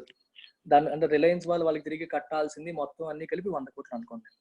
కోటక్ మహీంద్రాకి చాలా టైమ్ అండ్ ఎఫర్ట్ దీనికి వెళ్ళిపోతుంది. లోన్ రికవరీ ప్రాసెస్ కి చాలా బ్రెయిన్ పెట్టాల్సి వస్తుంది instead of focusing on the daily activities. So Kotak might choose to cell this asset as such. Asset as such అంటే అర్థం ఏంటి? రిలయన్స్ వాళ్ళు ప్లెడ్జ్ చేసిన అసెట్ నమ్మడం కాదు, లోన్ నమ్మేయడం. Are you getting the point? You are selling the loan as such. Loan as it is గా అమ్మేస్తున్నాం. అంటే ఇప్పుడు ఫర్ మీకు ఎగ్జాంపుల్ చెప్తాను. ఇక్కడ ఒక ఏఆర్సి ఉంది, అసెట్ రీకన్స్ట్రక్షన్ కంపెనీ ఉంది. ఓకే, కోటక్ దగ్గర ఏముంది? Reliance loan. రిలయన్స్ లోన్ అనేది కోటక్ పరంగా ఏంటి? అసెట్టా లయబిలిటీయా? అసెట్టే కదా, అసెట్. సో ఈ లోన్ కి పేయబుల్ ఎంత? 100 కోట్లు వస్తుంది. అంటే ఈ లోన్ ఎవరి దగ్గర ఉంటే వాళ్ళకి 100 కోట్లు వస్తుంది. సో కోటక్ బ్యాంక్ దగ్గరే ఉంటే 100 కోట్లు వస్తాయి. కానీ 100 కోట్లు ఈజీగా రావు, తలనొప్పులు ఉన్నాయి దాంట్లో. అవి రప్పించుకోవడంలో చాలా హెడ్ఏక్స్ ఉన్నాయి. ఆ హెడ్ఏక్స్ అన్ని కోటక్ మహీంద్రా బ్యాంక్ పడలేకపోతుంది. అందుకని కోటక్ బ్యాంక్ ఏం చేస్తుంది? ఇది నేను అమ్మేస్తాను అంటుంది. దేన్ని నమ్మేస్తుంది? లోన్ నమ్ముతుంది. రిలయన్స్ వాళ్ళు సెక్యూరిటీగా పెట్టిన అసెట్ నమ్మట్లా, లోన్ ని యాజ్ గా అమ్మేస్తుంది. అంటే కోటక్ అది అసెట్, రిలయన్స్ వాళ్ళ అసెట్ అమ్మట్లేదు. కోటక్ వాళ్ళ అసెట్ ఏంటి? లోన్ నమ్ముతుంది. అసెట్ రీకన్స్ట్రక్షన్ కంపెనీ పని ఏంటి? ఇలాంటి బ్యాడ్ లోన్స్ ని కొనుక్కుంటుంది. బ్యాడ్ లోన్స్ ని కొనుక్కొని రిలయన్స్ వాడి దగ్గర వీడు వసూలు చేసుకుంటాడు. కోటక్ మరి తలనొప్పి లేదు. ఓనర్షిప్ ఆఫ్ లోన్ ఎవరికి వెళ్ళింది? కోటక్ బ్యాంక్ నుంచి అసెట్ రీకన్స్ట్రక్షన్ కంపెనీకి వెళ్ళిపోయింది. సో ఈ తలనొప్పులన్నీ కూడా కోటక్ నుంచి ఏఆర్సీకి వెళ్ళిపోయాయి. ఇప్పుడు ఆలోచించండి, 100 కోట్ల లోన్ కరెక్టే, కానీ 100 కోట్లు పెట్టి ఏఆర్సీ వాడు కొంటాడా? Think about it. 100 కోట్లు పెట్టి కొంటాడా? కొనడు కదా. ఎందుకు కొంటాడు? తలనొప్పులు ఉన్నాయి దాంట్లో. మనకు ఊర్లలో చూడండి సైట్స్ ఉంటాయి, అమ్ముతారు. డిస్ప్యూట్ ఉన్న సైట్స్, కోర్టు తగాదాల్లో ఉన్న సైట్స్ వాటి మార్కెట్ వాల్యూ కంటే తక్కువ వాల్యూకి అమ్ముతారు. అవునా కాదా? మార్కెట్ వాల్యూ కంటే తక్కువ వాల్యూకి అమ్ముతారు. ఎందుకు అమ్ముతారు? ఆ తలనొప్పులన్నీ భరించాలి. అందుకని కొంతమంది స్పెషలిస్టులు ఏంటి, కోర్టు వ్యవహారాల్లోనూ ఈ లీగల్ ఇష్యూస్ లోనూ బాగా స్ట్రాంగ్ గా ఉన్న కొంతమంది ఏం చేస్తారు, అలాంటి డిస్ప్యూట్ అసెట్స్ ని కొనుక్కుంటారు. కొనుక్కొని వాళ్ళు ఆ లీగల్ ఇష్యూస్ అన్ని సార్ట్అవుట్ చేసుకొని సంపాదించుకుంటారు. అలాగే ఏఆర్సీ వాళ్ళు కూడా ఈ లీగల్ ఇష్యూస్ అన్ని మేము పడతాము, మాకు అందులో స్పెషలైజేషన్ ఉంది, సో అవన్నీ మేము పడతామని చెప్పి they can buy the stressed asset from Kotak bank. 100 కోట్లు పెట్టి కొనకుండా డిస్కౌంట్ అడుగుతారు, తగ్గించమని అడుగుతారు. కొన్నిసార్లు ఏం జరుగుతుంది, డైరెక్ట్ గా ఆప్షన్ చేస్తారు. ఎవరు ఎక్కువ కోట్ చేస్తే వాళ్ళకి ఇస్తాము అని చెప్పి కోటక్ మహీంద్రా బ్యాంక్ ఆప్షన్ పెడుతుంది. ఇప్పుడు ఏఆర్సీ 1, ఏఆర్సీ 2 ఇలాంటి కంపెనీస్ అందులో పార్టిసిపేట్ చేయొచ్చు. ఏఆర్సిఐఎల్ అని ఉంటుంది, asset reconstruction company of India limited. First asset reconstruction company అదే అనమాట. 2002లో ఇది రాగానే అది పెట్టారు. ఓకే, ఇప్పుడు ఏఆర్సీ 1, ఏఆర్సీ 2, ఏఆర్సీ 3 ఈ 3 కూడా లెట్స్ సే బిడ్డింగ్కి వెళ్ళాయి. ఎవడు కూడా 100 కోట్లు పెట్టి కొండు. ఏఆర్సీ 1 అంటాడు నేను 50 కోట్లే ఇస్తాను అంటాడు. లెట్స్ ఏఆర్సీ 2 60 కోట్లు కోట్ చేయొచ్చు. ఏఆర్సీ 3 65 crores కోట్ చేయొచ్చు. సో కోటక్ మహీంద్రా వాడికి ఈ 65 crores ఓకే అయితే ఈ రిలయన్స్ లోన్ వీళ్ళకి ఇచ్చేస్తారు. 65 కోట్లు తిని కోటక్ మహీంద్రా బ్యాంక్ ఇచ్చేస్తాడు. కోటక్ మహీంద్రా బ్యాంక్ లాసే, కానీ తలనొప్పి తగ్గింది. 100 కోట్లు రావాల్సింది 65 వస్తుంది, కానీ ఇమీడియట్ గా సేల్ అయిపోతుంది. ఈ 65 కూడా వెంటనే ఇవ్వడు మళ్ళీ, వీడు కూడా టైం టు టైం ఇస్తారు కొంచెం. ఒకేసారి అవి రావు, అది కూడా. అది తలనొప్పి అంతా వీడికి ట్రాన్స్ఫర్ అవుతుంది. ఇది అసెట్ రీకన్స్ట్రక్షన్ కంపెనీ యొక్క కాన్సెప్ట్. Is it clear? తర్వాత వసూలు చేసుకునే తలనొప్పి వీళ్ళకి వస్తుంది. Very good. Okay, SARFAESI act గురించి లైట్గా అర్థం చేసుకున్నాం. అసెట్ రీకన్స్ట్రక్షన్ కంపెనీ గురించి కూడా లైట్గా అర్థం చేసుకున్నాం. ఇది ఒక మార్గం బ్యాంకులకి ఎన్పిఎస్ వదిలించుకోవడానికి. ఇంకొక మార్గం సర్ఫేసీ యాక్ట్ ద్వారా రెజల్యూషన్లోకి వెళ్ళడం. ఓకే, ఈ రెండు కాకుండా ఇంకేంటి? We have something called IBBI. ఇది 2015-16 ఆ ప్రాంతంలో వచ్చింది. Insolvency and bankruptcy board of India అప్పుడే ఇన్సాల్వెన్సీ అండ్ బ్యాంక్రప్సీ కోడ్ ని తీసుకొచ్చారు. Insolvency and bankruptcy code. ఇక్కడ మీరు అర్థం చేసుకోవాల్సిన పదాలు: what is insolvency, what is bankruptcy. Guys follow అవ్వగలుగుతున్నారా లేదా? మీకు జీరో నాలెడ్జ్ ఉంది అనుకుని నేను చెప్తున్నాను. I hope I'm making sense. అర్థం కాకపోతే stop me then and there and ask again. Conceptual గా ఎక్కడ అర్థం కాకపోయినా అడగండి. ఇన్సాల్వెన్సీ అంటే అర్థం ఏంటి, బ్యాంక్రప్సీ అంటే అర్థం ఏంటి? చూడండి, ఇన్సాల్వెన్సీ అంటే సాల్వెంట్ లేదు, లిక్విడ్ లేదు, చేతిలో లిక్విడ్ లేదంటే అర్థం ఏంటి? క్యాష్ లేదు, అవుట్ ఆఫ్ క్యాష్ అని అర్థం. When you are out of cash you are called insolvent. Out of cash అనేది బాగా డబ్బున్నోడు కూడా అప్పుడప్పుడు వస్తుంది, అవునా కదా? మీరు చెప్పండి. పెద్ద కంపెనీకి కూడా అప్పుడప్పుడు పరిస్థితుల్లో మనీ స్టక్ అయిపోయి యూ బికమ్ ఇన్సాల్వెంట్. ఇన్సాల్వెంట్ అయ్యావు అంటే నువ్వు దివాలా తీసేసినట్టు కాదు, ఆ టైంకి నీతో క్యాష్ లేదు అని. చేతిలో క్యాష్ లేనప్పుడు ఏమవుతుంది? నువ్వు చేయాల్సిన పేమెంట్లు చెయ్యవు, డిఫాల్ట్ చేస్తావు. What is the meaning of default? If you do not what you call oblige your obligation. Financial obligation ఏదైతే ఉందో, కట్టాల్సిన ఈఎంఐ ఏదైతే ఉందో, అది నువ్వు కట్టకపోతే then it is called default. నువ్వు డిఫాల్ట్ చేసినట్టు. ఎప్పుడు డిఫాల్ట్ చేయడం జరుగుతుంది? When your insolvent. మళ్ళీ నీకు క్యాష్ వచ్చింది అనుకోండి చేతిలోకి, మళ్ళీ నువ్వు కట్టేస్తావు, అప్పుడు మరి డిఫాల్ట్ ఇంక ఉండదు. క్యాష్ రాకుండా అది కంటిన్యూ అయింది అనుకోండి, నీ పరిస్థితి ఇంకా రోజు రోజుకి దారుణం అయిపోయి పూర్తిగా చెల్లించలేని పరిస్థితికి వచ్చేసావు అనుకోండి, then you get into bankruptcy. ఇన్సాల్వెన్సీకి బ్యాంక్రప్సీకి అర్థమైందా? ఇఫ్ ఇన్సాల్వెంట్ అవ్వకుండా బ్యాంక్రప్ట్ అవ్వవు. ఫస్ట్ ఇన్సాల్వెంట్ అవుతావు, తర్వాత బ్యాంక్రప్ట్ అవుతావు. ఫస్ట్ చేతిలో క్యాష్ ఉండదు, అది అలా ప్రాసెస్ కంటిన్యూ అయిపోతే యూ బికమ్ బ్యాంక్రప్ట్, దివాలా తీసేస్తావు. అంతేగాని ఇన్సాల్వెన్సీ బ్యాంక్రప్సీ ముందు వచ్చి ఇన్సాల్వెన్సీ తర్వాత రాదు. బ్యాంక్రప్సీ అంటేనే దివాలా, ఫస్ట్ ఇన్సాల్వెన్సీ తర్వాత. ఎగ్జాక్ట్లీ మామూలు అంతే కదా. ఈ పదాలు వదిలేయండి, మీరే ఆలోచించుకోండి. మీకు ఉద్యోగం పోయింది, లోన్ ఈఎంఐ కట్టాలి, ఆ మంత్ చేతిలో డబ్బులు లేవు, first you become insolvent. 1 month తర్వాత ఉద్యోగం వచ్చింది అనుకోండి, ఆ తర్వాత మరి నువ్వు ఇన్సాల్వెంట్ అవ్వవు కదా. నీకు ఉద్యోగం ఎప్పటికీ రాలేదనుకోండి, 3 నెలలు 4 నెలలు 5 నెలలు 6 నెలలు నువ్వు చేతులు ఎత్తేస్తావు, ఇంకా నాకు ఉద్యోగం రాదు, లోన్ అలాగే ఉంటుంది. Then you become bankrupt. అంతేగాని డైరెక్ట్ గా బ్యాంక్రప్ట్ ఎలా అయిపోతావు? ఫస్ట్ చేతిలో డబ్బులు లేకపోతేనే కదా బ్యాంక్రప్ట్ అవుతాం. అందుకని insolvency is the first stage for bankruptcy. Insolvency అంటే సింపుల్ గా అర్థం చేసుకోవాల్సింది యువర్ అవుట్ ఆఫ్ క్యాష్. ఇది ఐబిసి అంటే ఇన్సాల్వెన్సీ అంటే అర్థం, బ్యాంక్రప్సీ అంటే అర్థం. దీనికి అదేంటో కూడా చూద్దాం. దీనికి అదేంటి, ఈ విషయంలో రీసెంట్ గా ఆత్మనిర్భర్ భారత్ లో మన నిర్మలా సీతారామన్ గారు ఒక చిన్న విషయం తీసుకొచ్చారు, అది కూడా తెలుసుకుందాం. ఇన్సాల్వెన్సీ అండ్ బ్యాంక్రప్సీ కోడ్ తెలుసుకునేటప్పుడు ఇంకొన్ని విషయాలు మీరు తెలుసుకోవాలి. కొన్ని పదాలు చెప్తాను వినండి. There are few words. ఒకటి ఫినాన్షియల్ క్రెడిటర్స్. డెఫినిషన్స్ ఇంపార్టెంట్, చాలా డెఫినేషన్స్ నేర్చేసుకుంటున్నారు ఒకే రోజు. తర్వాత ఆపరేషనల్ క్రెడిటర్స్.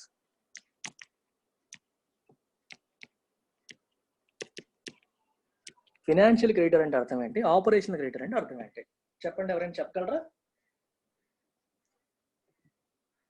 ఫినాన్షియల్ క్రెడిటర్ అంటే మనకి డబ్బు అప్పించిన వాడు, మనకి మనీ అప్పించిన వాళ్ళని ఫినాన్షియల్ క్రెడిటర్స్ అంటాం. ఆపరేషనల్ క్రెడిటర్స్ అంటే అర్థం ఏంటి? రా మెటీరియల్ కానీ సర్వీసెస్ కానీ అప్పించిన వాళ్ళు. ఫర్ ఎగ్జాంపుల్, ఇది బ్యాంక్, ఇది కంపెనీ. బ్యాంక్ కంపెనీకి మనీ ఇచ్చింది, సో బ్యాంక్ ఏమవుతుంది? Financial creditor.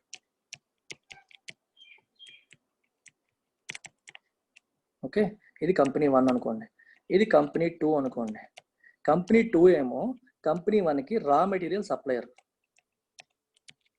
Raw material supply చేసింది. మరి రా మెటీరియల్ సప్లై చేసినప్పుడు డబ్బులు ఇవ్వాలి కదా కంపెనీ 1 కంపెనీ 2కి, కానీ ఇవ్వలేదు, అప్పులో ఉంది అది. సో వీడేంటి, ఆపరేషనల్ క్రెడిటర్. సిమిలర్గా కంపెనీ 1లో పనిచేస్తున్న ఎంప్లాయీస్, వీళ్ళందరూ ఏమిస్తున్నారు, సర్వీసెస్ ఇస్తున్నారు. సో కంపెనీ వాళ్ళకి శాలరీ పే చేయాలి కదా, సో ఎంప్లాయీస్ కూడా ఆపరేషనల్ క్రెడిటర్సే. Is it clear? సర్వీసెస్ పొందినందుకు, రా మెటీరియల్ పొందినందుకు మనం ఇవ్వాల్సి ఉంటే వాళ్ళని మనం ఆపరేషనల్ క్రెడిటర్స్ అంటాం. డైరెక్ట్గా డబ్బే తీసుకొని తిరిగి ఇవ్వాల్సి ఉంటే వాళ్ళని మనం ఫినాన్షియల్ క్రెడిటర్స్ అంటాం. ఇది చాలా చాలా ఇంపార్టెంట్. ఈ 2 పదాలు ఫస్ట్ తెలుసుకోండి. ఓకే, అందరికీ క్లియరా కాదా? మెసేజ్ పెట్టండి, డౌట్ ఉంటే చెప్తా. ఫినాన్షియల్ క్రెడిటర్స్ అర్థమైంది, ఆపరేషనల్ క్రెడిటర్స్ అర్థమైంది. ఇప్పుడు ఎవరికైనా సరే insolvency and bankruptcy code revision చేయాలా? రివైజ్ చేస్తారు, ఓకే. ప్రస్తుతానికి అర్థమైందా లేదో చెప్పండి. అట్ దిస్ మూమెంట్ అర్థమైందా లేదు? ఇప్పుడు అర్థమైతే రివిజన్ చేసినప్పుడు అర్థం ఉంది, ఇప్పుడు అర్థం కాదు రివిజన్ చేసినప్పుడు కూడా అర్థం కాదు. So don't leave it for revision. Tell me if you are understanding now or not. Video ఎలాగో ఉంటుంది, మీరు నోట్స్ రాసుకుంటారు కాబట్టి ప్రాబ్లం లేదు. ఈరోజు మీకు ఫుల్ ఫ్లోలో ఎన్పిఎస్ మొత్తం లేపేద్దామని చెప్పి నేను నోట్స్ ఇవ్వకుండా చెప్తున్నాను. సో మొత్తం మీరు రన్నింగ్ నోట్స్ రాసుకోండి, వీడియో ఇస్తాను. మీకు ఏమైనా పీడిఎఫ్ లాంటిది అంటే నేను తయారు చేసి పంపుతాను. Don't worry about it, just focus on it. Now you know what is financial creditor, what is operational creditor. ఇప్పుడు ఫినాన్షియల్ క్రెడిటర్ కట్టాల్సిన డబ్బులు, తనకి కట్టాల్సిన డబ్బులు కంపెనీ కట్టలేదు అనుకో, అప్పుడు ఫినాన్షియల్ క్రెడిటర్ కూడా కోర్టుకు వెళ్ళొచ్చు కదా, అలాగే ఆపరేషనల్ క్రెడిటర్ కూడా కోర్టుకు వెళ్ళొచ్చు కదా. ఎవరైనా సరే వాళ్ళ మీద కేసు వేయొచ్చు. ఫినాన్షియల్ క్రెడిటర్కి సంబంధించిన విషయాలన్నీ కూడా సెక్షన్ 7 ఆఫ్ ఐబీసీలో మెన్షన్ చేశారు. Section 7. So insolvency process by financial creditor, అతను ఇన్సాల్వెన్సీ ప్రాసెస్ ఎలా చేయొచ్చు అనేది సెక్షన్ 7 లో మెన్షన్ చేశారు. ఆపరేషనల్ క్రెడిటర్కి సంబంధించిన విషయాలని సెక్షన్ 9 లో చేశారు. సెక్షన్ 9 ఆఫ్ ఐబీసీలో మెన్షన్ చేశారు. వీళ్ళిద్దరూ ఇన్సాల్వెన్సీ ప్రొసీడింగ్స్ పెట్టడం పక్కన పెట్టండి, డైరెక్ట్ గా నేనే దివాలా తీసేస్తున్నాను అని చెప్తే, బాబు నేను ఇంకా కంపెనీ నడపలేను, అప్పులోకి నేను ఇవ్వలేను, నేనేమీ చేయలేను, నేను దివాలా తీస్తున్నాను, ఐఎమ్ ఫైలింగ్ ఫర్ బ్యాంక్రప్ట్సీ అని కంపెనీయే డైరెక్ట్ గా వెళ్ళొచ్చు. దానికి సంబంధించిన విషయాలు ఎక్కడ రాశారు, సెక్షన్ 10 లో రాశారు.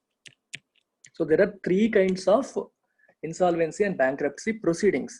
ఒకటి ఫినాన్షియల్ క్రెడిటర్ ప్రొసీడ్ అవ్వచ్చు, నేను వీడికి అప్పిచ్చాను ఈ కంపెనీకి, ఈ కంపెనీ నాకు తిరిగి ఇవ్వట్లేదు, I want to proceed for IBC resolution కోసం మీరు మీ దగ్గరికి అప్రోచ్ అయ్యాను, మీరు చెయ్యండి అని చెప్పి ఫినాన్షియల్ క్రెడిటర్ రావచ్చు. లేదా ఆపరేషనల్ క్రెడిటర్ వచ్చి, నేను వీళ్ళకి రా మెటీరియల్ సప్లై చేశాను, లేకపోతే సర్వీసెస్ ఇచ్చాను, వీళ్ళు నాకు ఇవ్వాల్సింది పే చేయట్లేదు, and I want to initiate IBC proceedings against this company అని చెప్పి వాళ్ళు చేయొచ్చు. లేదా కంపెనీ ఇట్ సెల్ఫ్, అప్పులలో నేను కూరుకుపోయాను, నేను ఇంకా కంపెనీ నడపలేను, I want to file for bankruptcy, మీ బ్యాంక్రప్ట్సీ కోడ్ ప్రకారం ఏం చేయాలో చేసేయండి, నేను ఎవరికి అప్పులు ఉన్నారో నా ఆస్తులన్నీ అమ్మేయండి, కంపెనీ ఆస్తులన్నీ అమ్మేసి ఎవరికి ఏది ఇవ్వాలో తీర్చేయండి అని చెప్పి నేనే డైరెక్ట్ గా బ్యాంక్రప్ట్సీ ఫైల్ చేయొచ్చు. అది సెక్షన్ 10 లో రాశారు. 3 రకాలుగా బ్యాంక్రప్ట్సీ ఫైల్ చేయడం అనేది జరుగుతుంది. ఇది క్లియరా కాదా? Financial creditor can initiate bankruptcy proceedings. Operational creditor can also initiate bankruptcy proceedings. The company itself can initiate bankruptcy proceedings upon itself. అది కూడా చెయ్యవచ్చు. 3 కూడా చెయ్యవచ్చు, ఎవరైనా చేయవచ్చు.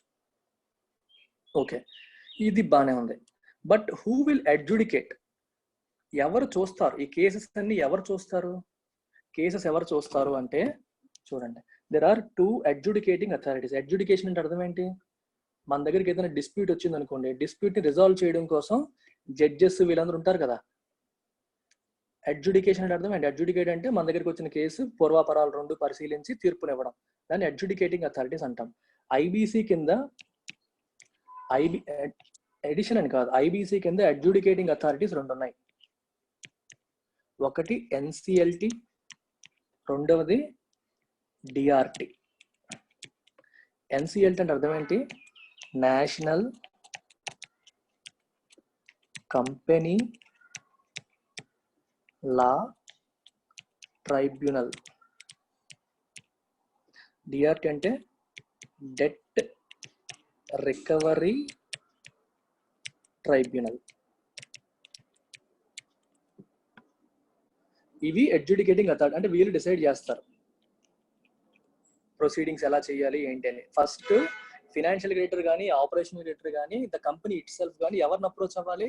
డిఆర్టీని కానీ ఎన్సిఎల్టీని కానీ. ఎన్సిఎల్టీని ఎవరు అప్రోచ్ అవ్వాలి? డిఆర్టీని ఎవరు అప్రోచ్ అవ్వాలి?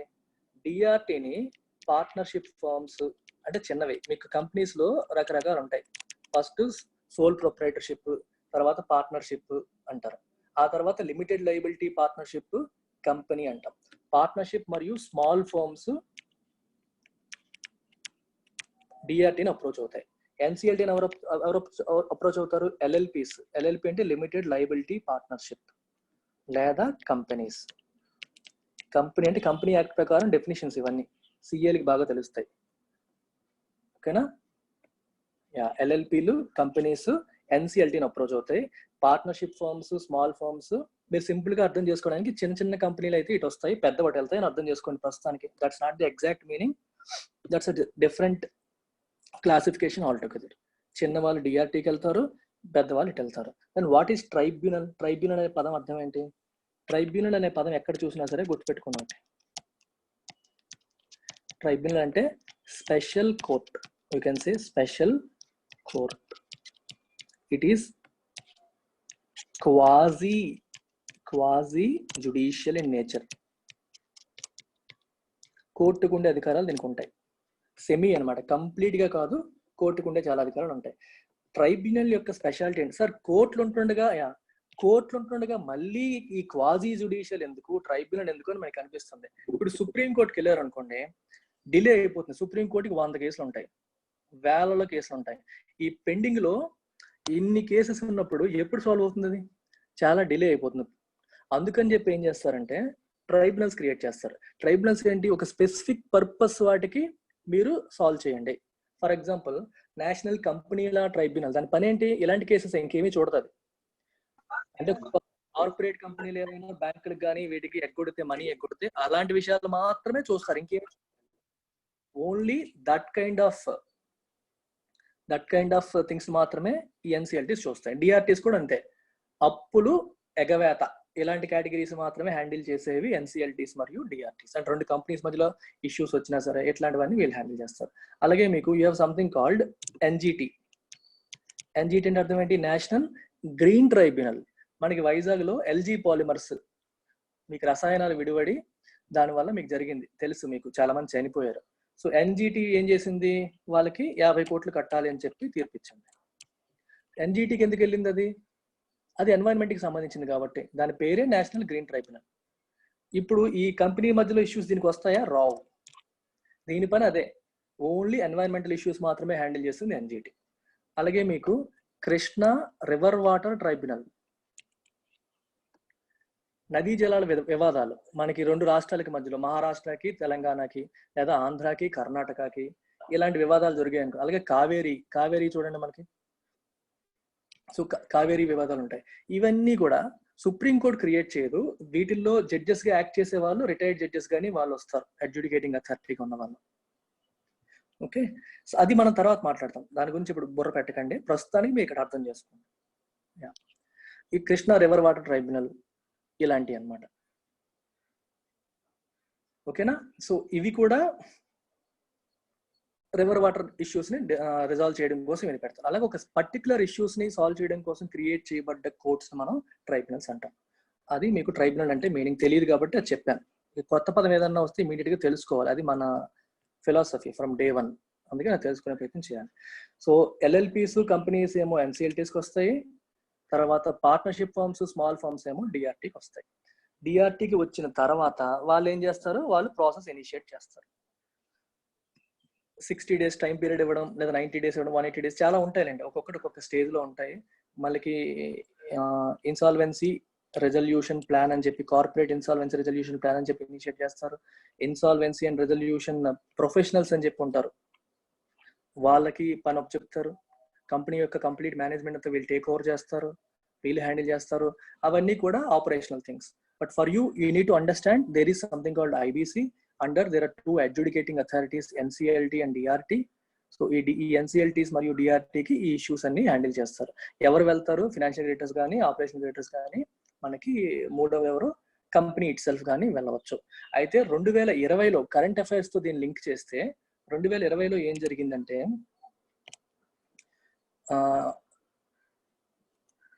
ఐబీసీ ప్రొసీడింగ్ కి ఏదన్నా కేసు వెళ్ళాలి అంటే ఆ లోన్ అమౌంట్ అనేది ఇంతకుముందు 1 lakh అండ్ అబౌవ్ ఉంటే వెళ్ళవచ్చు అని చెప్పేవారు. దీన్ని 1 crore అండ్ అబౌవ్ కి మార్చారు. అంటే 1 crore లోపు కేసెస్ కి ఐబీసీ ప్రొసీడింగ్స్ కి వెళ్ళాల్సిన పని లేదు అని చెప్పి పెంచారు. ఎందుకంటే especially MSMEs, micro small and medium enterprises చిన్న చిన్న టర్న్ ఓవర్తో నడుపుతాయి. వాళ్ళకి 5 లక్షలు 10 లక్షలు అప్పులు ఉండిపోతాయి.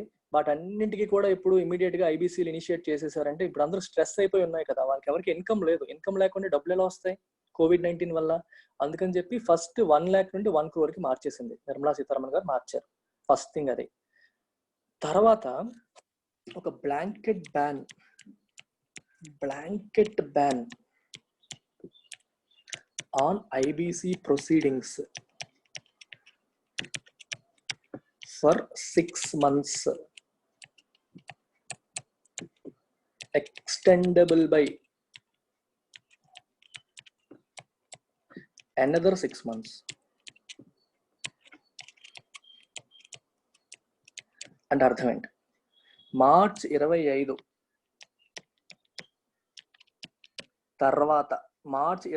తర్వాత ఏ లోన్ అయినా సరే, మార్చ్ 25 తర్వాత ఏ లోన్ అయినా సరే ఎన్పిఏగా మారితే దాని పట్ల ఐబీసీ ప్రొసీడింగ్స్ చెయ్యకూడదు. ఎంతవరకు? For 6 months, can be extended by another 6 months. అంటే ఆల్మోస్ట్ 1 year. గవర్నమెంట్ చేతిలోనే ఇది కూడా ఉంది ప్రొవిజన్. ఐబీసీని అమెండ్ చేశారు, ఐబీసీ యాక్ట్ ని అమెండ్ చేశారు. అంటే మా సవరణ చేసి ఇది ఇన్సర్ట్ చేశారు దాంట్లో. ఎందుకు చేశారంటే కావాలని ఎవరు ఎగ్గొట్టరు, పరిస్థితులు బాగలేవు కాబట్టి అందరి పరిస్థితి ఇలాగే ఉంటుంది అని చెప్పి దీన్ని అమెండ్ చేయడం అనేది జరిగింది. అమెండ్ చేసి ఏం చెప్పారు? Don't proceed IBC, don't accept any IBC cases అని చెప్పేసారు క్లియర్ గా. Blanket ban. ఈ టైంలో 6 నెలల వరకు ఎన్నో అకౌంట్స్ ఐబీసీకి వెళ్లాల్సిన ఎన్పిఎస్ పెరిగిపోతాయి, ఎవరు పేమెంట్లు చేయరు, డిఫాల్ట్ జరుగుతాయి. కానీ ఇన్సాల్వెన్సీ అండ్ బ్యాంక్రప్సీ ప్రొసీడింగ్స్ జరగవు. గవర్నమెంట్ బ్లాంకెట్ బ్యాన్ వేసేసింది. అది ఇంకొక 6 months కూడా ఎక్స్టెండ్ చేసేలాగా పెట్టింది. కోవిడ్ రిలేటెడ్ డెట్ మీద అని చెప్పారు. అయితే ఏది కోవిడ్ రిలేటెడ్ డెట్ ఎలా తెలుస్తుంది? అందుకే బ్లాంకెట్ బ్యాన్. మార్చి 25 తర్వాత వచ్చే ప్రతిదీ కోవిడ్ రిలేటెడ్ డెట్ కింద కన్సిడర్ చేస్తారు. అది COVID-19 వల్ల వాళ్ళు ఫెయిల్ అవుతున్నారా, వేరే కారణాల వల్ల ఫెయిల్ అవుతున్నారా అని మరి చూడక్కర్లేదు. వేరే కారణాల వల్ల ఫెయిల్ అయ్యేవాడు కూడా ఇందులో కలిసిపోతాడు. వాడికి హ్యాపీ అనమాట. ఐబీసీ ప్రొసీడింగ్స్ జరగవు. వాడు మామూలుగానే కంపెనీ సరిగ్గా నడపకపోవడం వల్ల సిచ్యువేషన్ వచ్చింది. కానీ గవర్నమెంట్ ఇచ్చిన ఈ నిర్ణయం వల్ల తాను కూడా ఇప్పుడు లాభం పొందుతాడు. అర్థమైందా?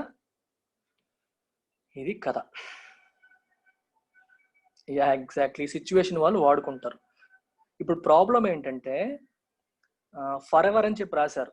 అంటే ఇలాంటివి ఎప్పటికీ చేయకూడదు. ఫర్ ఎవర్ ఈ 1 year లో, ఈ 6 months లేదా 1 year లో ఐబీసీ డిఫాల్ట్ చేసిన వాటికి ఎప్పటికీ కేసు పెట్టకూడదు అనేసారు. అది కొంచెం డౌట్ఫుల్ గా ఉంది. అది లీగల్ ఎక్స్పర్ట్స్ దాన్ని సరిగ్గా ఇంటర్ప్రెట్ చేయడంలో ఇబ్బంది పడుతున్నారు. ఎందుకంటే అంటే ఇప్పుడు 1 year అయిపోయిన తర్వాత కూడా ఇప్పుడు ఈ 1 year పీరియడ్ కూడా వాళ్ళకి వడ్డీ కొడుస్తుంది కదా. కట్టలేదు ఓకే, నీ మీద కేసు పెట్టరు ఓకే, కానీ వడ్డీ పడుతూ ఉంటది కదా అప్పు మీద. మొత్తం వడ్డీ అంతా కలిసి తడిసి మోపిడి అవుతుంది కదా. తర్వాత అయినా కట్టాలి కదా. అప్పుడు కట్టలేకపోతే 1 year తర్వాత ఏంటి కదా, అప్పుడు కూడా ప్రొసీడ్ చేయకూడదా? ఎందుకంటే ఇది యాక్చువల్ గా ఫెయిల్ అయింది ఎప్పుడు? ఈ పీరియడ్ లోనే పోయింది. ఆ తర్వాత కూడా దాన్ని ఇదే పీరియడ్ అని చెప్పి అనుకోవాలా, వేరేలా అనుకోవాలా అనే విషయంలో వర్డింగ్స్ క్లియర్ గా లేవు, యాక్ట్ లో క్లియర్ గా రాయలేదు. అందువల్ల ఏంటంటే పూర్తిగా ఎప్పటికీ ఇంకా ఈ COVID-19 టైంలో ఫెయిల్ అయిన లోన్ అకౌంట్స్ మీద ఎప్పటికీ కేసు వేయకూడదు. అంటే ఏం చేస్తారు కంపెనీలు? ఫ్రాడ్యులెంట్ ప్రమోటర్స్ అందరూ ఏం చేస్తారు? కావాలని ఎగ్గొట్టేస్తారు. ఎందుకంటే దీని మీద ఎవరు కేసు వేయరు. డబ్బులుండే కట్టగలిగే అవకాశం ఉన్న వాళ్ళు కూడా ఎగ్గొట్టేసి కట్టడం మానేస్తారు. అలా కట్టడం మానేయడం వల్ల ఉన్న వాళ్ళు కూడా కట్టకపోవడం వల్ల ఏమవుతుందంటే విల్ఫుల్ డిఫాల్టర్స్ పెరుగుతారు. విల్ఫుల్ అంటే కావాలనే మనీ పే చేయగలిగే ప్రొపెన్సిటీ, అవకాశం ఉండి కూడా కట్టని కేసెస్ అనేవి పెరిగిపోతాయి. ఇది ఒక ఆస్పెక్ట్. ఇంకొక ఆస్పెక్ట్ ఏంటంటే ఎన్పిఏ రికగ్నిషన్ మీద కూడా గవర్నమెంట్ మారటోరియం విధించింది. మారటోరియం అంటే అర్థం ఏంటి? మనం బ్యాంకులకి కట్టాల్సిన లోను ఒక 3 నెలల వరకు కట్టక్కర్లేదు అని ఫస్ట్ చెప్పారు. తర్వాత ఇంకొక 3 నెలల వరకు కట్టక్కర్లేదని ఎక్స్టెండ్ చేశారు. కట్టక్కర్లేదంటే అర్థం ఏంటి? పూర్తిగా మానేస్తామని, ఇంట్రెస్ట్ వేవ్ ఆఫ్ చేస్తారనే కాదు. ఈ 3 నెలలకు కూడా వడ్డీ పడుతుంది. పార్షియల్ వేవర్ కూడా కాదు, వేవ్ ఆఫ్ ఏమీ లేదు. ఈ 3 నెలలకు కూడా వడ్డీ పడుతుంది, మళ్ళీ తర్వాత వడ్డీ పడుతుంది. ఈ వడ్డీ ఆ వడ్డీ కలిపి తర్వాత కట్టుకోండి అని చెప్తోంది. ప్రస్తుతానికి మీ చేతుల్లో డబ్బులు లేవు కాబట్టి ఈ 3-4 నెలలు మీరు కట్టకపోయినా ఏమనం ఈఎంఐస్. 3 నెలలు అయిపోయింది లేదా 6 నెలలు అయిపోయింది అనుకోండి. అయిపోయిన తర్వాత మళ్ళీ మీరు బ్యాంకు మాట్లాడుకోండి, ఈ వడ్డీ కలిపి మీ అమౌంట్ ఇప్పుడు పెరిగిపోతుంది, అవి మీ టైం పీరియడ్ పెంచుకుంటారా, నెల ఈఎంఐ పెంచుకుంటారా, మీరు బ్యాంక్ వాళ్ళతో మాట్లాడుకొని డిసైడ్ చేసుకోండి అనేది మారటోరియం కాన్సెప్ట్. అయితే ఈ మారటోరియం పీరియడ్ లో ఇప్పుడు చూడండి, గవర్నమెంట్ డైరెక్ట్ గా ఎలా చేస్తుంది. ఇప్పుడు అది మన లాంటి వాళ్ళకి కమర్షియల్ లోన్స్ కూడా అప్లై చేశారు. ఇప్పుడు ఇది బ్యాంక్, ఇది ఏమో ఒక కార్పొరేట్ కంపెనీ. బ్యాంక్ ఏమో కార్పొరేట్ కంపెనీకి లోన్ ఇచ్చింది, కార్పొరేట్ కంపెనీ వీళ్ళకి కట్టట్లేదు. ఎందుకు? It wants to use moratorium వాడుకుంటుంది. మరి మారటోరియం వాడినప్పుడు 6 నెలల పాటు కార్పొరేట్ కంపెనీ కట్టదు కదా. మరి 6 నెలల పాటు కట్టకపోతే దాన్ని మనం ఏమనేస్తాం? మామూలు లెక్క ప్రకారం 90 days దాటితేనే ఎన్పిఏ అనేస్తాం. So should the bank recognise this loan as NPA? No. NPAs కి కూడా మారటోరియం ఇచ్చింది. అందుకే రిజర్వ్ బ్యాంక్ ఏం చేసింది? మనమే కదా అవకాశం ఇచ్చాం, కట్టక్కర్లేదని మనమే చెప్పి మళ్ళీ మనమే దాన్ని ఎన్పిఏ కింద కన్సిడర్ చేయడం కరెక్ట్ కాదు కదా అని చెప్పి ఎన్పిఏ రికగ్నిషన్ కూడా 6 నెలలు వాయిదా పడిపోతుంది. ఎవరెవరైతే మారటోరియం పీరియడ్ లో ఉన్నారో ఈ మారటోరియం పీరియడ్ ని మీ ఎన్పిఏ క్యాలిక్యులేషన్ చేసే టైంలోంచి తీసేయండి. 6 నెలల తర్వాత మళ్ళీ క్యాలిక్యులేట్ చేసుకోండి. ఒకవేళ మళ్ళీ ఇంకో 6 నెలలు ఎక్స్టెండ్ చేశారనుకోండి, అది కూడా తీసేయండి, ఆ తర్వాత ఎక్స్టెండ్ చేయండి. ప్రస్తుతానికి 6 months వరకే ఇచ్చారు. ఇవి latest current affairs related to NPS, IBC and surface act. Surface act గురించి కూడా మే నెలలోనే సుప్రీంకోర్టు తీర్పు ఇచ్చింది. సుప్రీంకోర్టు మే నెలలోనే తీర్పు ఇవ్వడం జరిగింది. కోఆపరేటివ్ బ్యాంక్స్ కూడా they come under surface act. అంటే ఇంతకుముందు కోఆపరేటివ్ బ్యాంక్స్ లేవు, తర్వాత తీసుకొచ్చారు. దాని మీద మళ్ళీ కోర్టు కేసు జరిగి 2020 మేలో తీర్పు వచ్చింది. సో ఇప్పుడు కోఆపరేటివ్ బ్యాంక్స్ దగ్గర ఎవరైనా అప్పు చేసి ఎగ్గొట్టినా సరే కోఆపరేటివ్ బ్యాంక్ కూడా వాళ్ళ దగ్గర ఉన్న అసెట్స్ ని అమ్మేసుకోవచ్చు. సర్ఫేస్ యాక్ట్ కింద సెక్యూరిటీ కింద పెట్టి వెంటనే అమ్మేసుకోవచ్చు. That's about it. A marathon session on non-performing assets, their definition, provisioning, resolution mechanisms. Ardhamainda? Share your feedback. If you have any doubts, ask.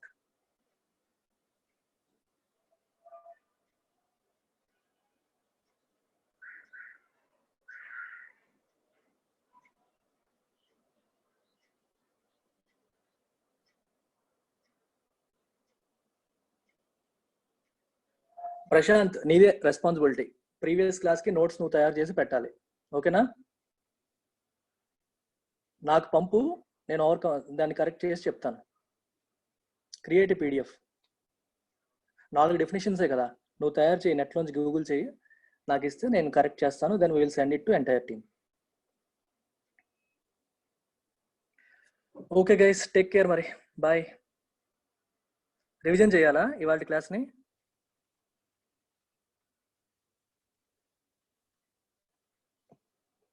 మొత్తం రివైజ్ చేయమంటారా 5 minutes లో? క్విక్ రివిజన్ చేయనా? సరే చేస్తా, చూడండి. First we started with something called NPA. మొత్తం class అంతా revision చేస్తున్నాను 5 minutes లో. ఎన్పిఏ అంటే non performing asset. An asset is something that gives bank income, దాన్ని అసెట్ అంటాం. లోన్ ఇన్కమ్ ఇస్తుంది కాబట్టి loan is called an asset. Clear? Performing loan అంటే interest time to time EMIs కట్టేస్తే దాన్ని పర్ఫార్మింగ్ అంటాం. నాన్ పర్ఫార్మింగ్ అంటే కట్ అనేది అని అర్థం. అయితే డైరెక్ట్ గా ఒక రోజులోనే ఎన్పిఏ అనేస్తామా అంటే అనకూడదు. ఫస్ట్ అసెట్స్ ని మనం 2 రకాలుగా కేటగిరైజ్ చేయొచ్చు, standard assets and NPS. Standard assets లో ఎటువంటి డిలే లేకుండా కరెక్ట్ గా పేమెంట్ జరిగిపోతే దాన్ని మనం రెగ్యులర్ అసెట్స్ అంటాం. రెగ్యులర్ స్టాండర్డ్ అసెట్స్, ఎటువంటి డిలేస్ లేవు. అలా కాకుండా డిలేలు మొదలయ్యాయి అనుకోండి, you call them stressed assets. They are also called special mention accounts. Special mention accounts లో మళ్ళీ 3 రకాలు. డ్యూ డేట్ మొదటి రోజు నుంచి 30వ రోజు వరకు 1 to 30 days పీరియడ్ డ్యూ ఉంటే దాన్ని SMA 0 అంటాము.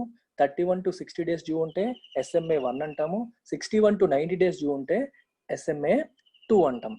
91 days నుంచి 90 days దాటిపోగానే ఇట్ బికమ్స్ ఎన్పిఏ. ఎన్పిఏలో first category substandard asset. Substandard asset అయిన తర్వాత 12 months అలాగే కంటిన్యూ అయింది అనుకోండి, అప్పటికి పేమెంట్స్ ఏమి రావట్లేదు అనుకోండి, సబ్స్టాండర్డ్ అసెట్ అయిన 12 months తర్వాత it will be categorized as doubtful asset. Doubtful asset అయిన తర్వాత స్పెసిఫిక్ టైం పీరియడ్ చెప్పలేదు.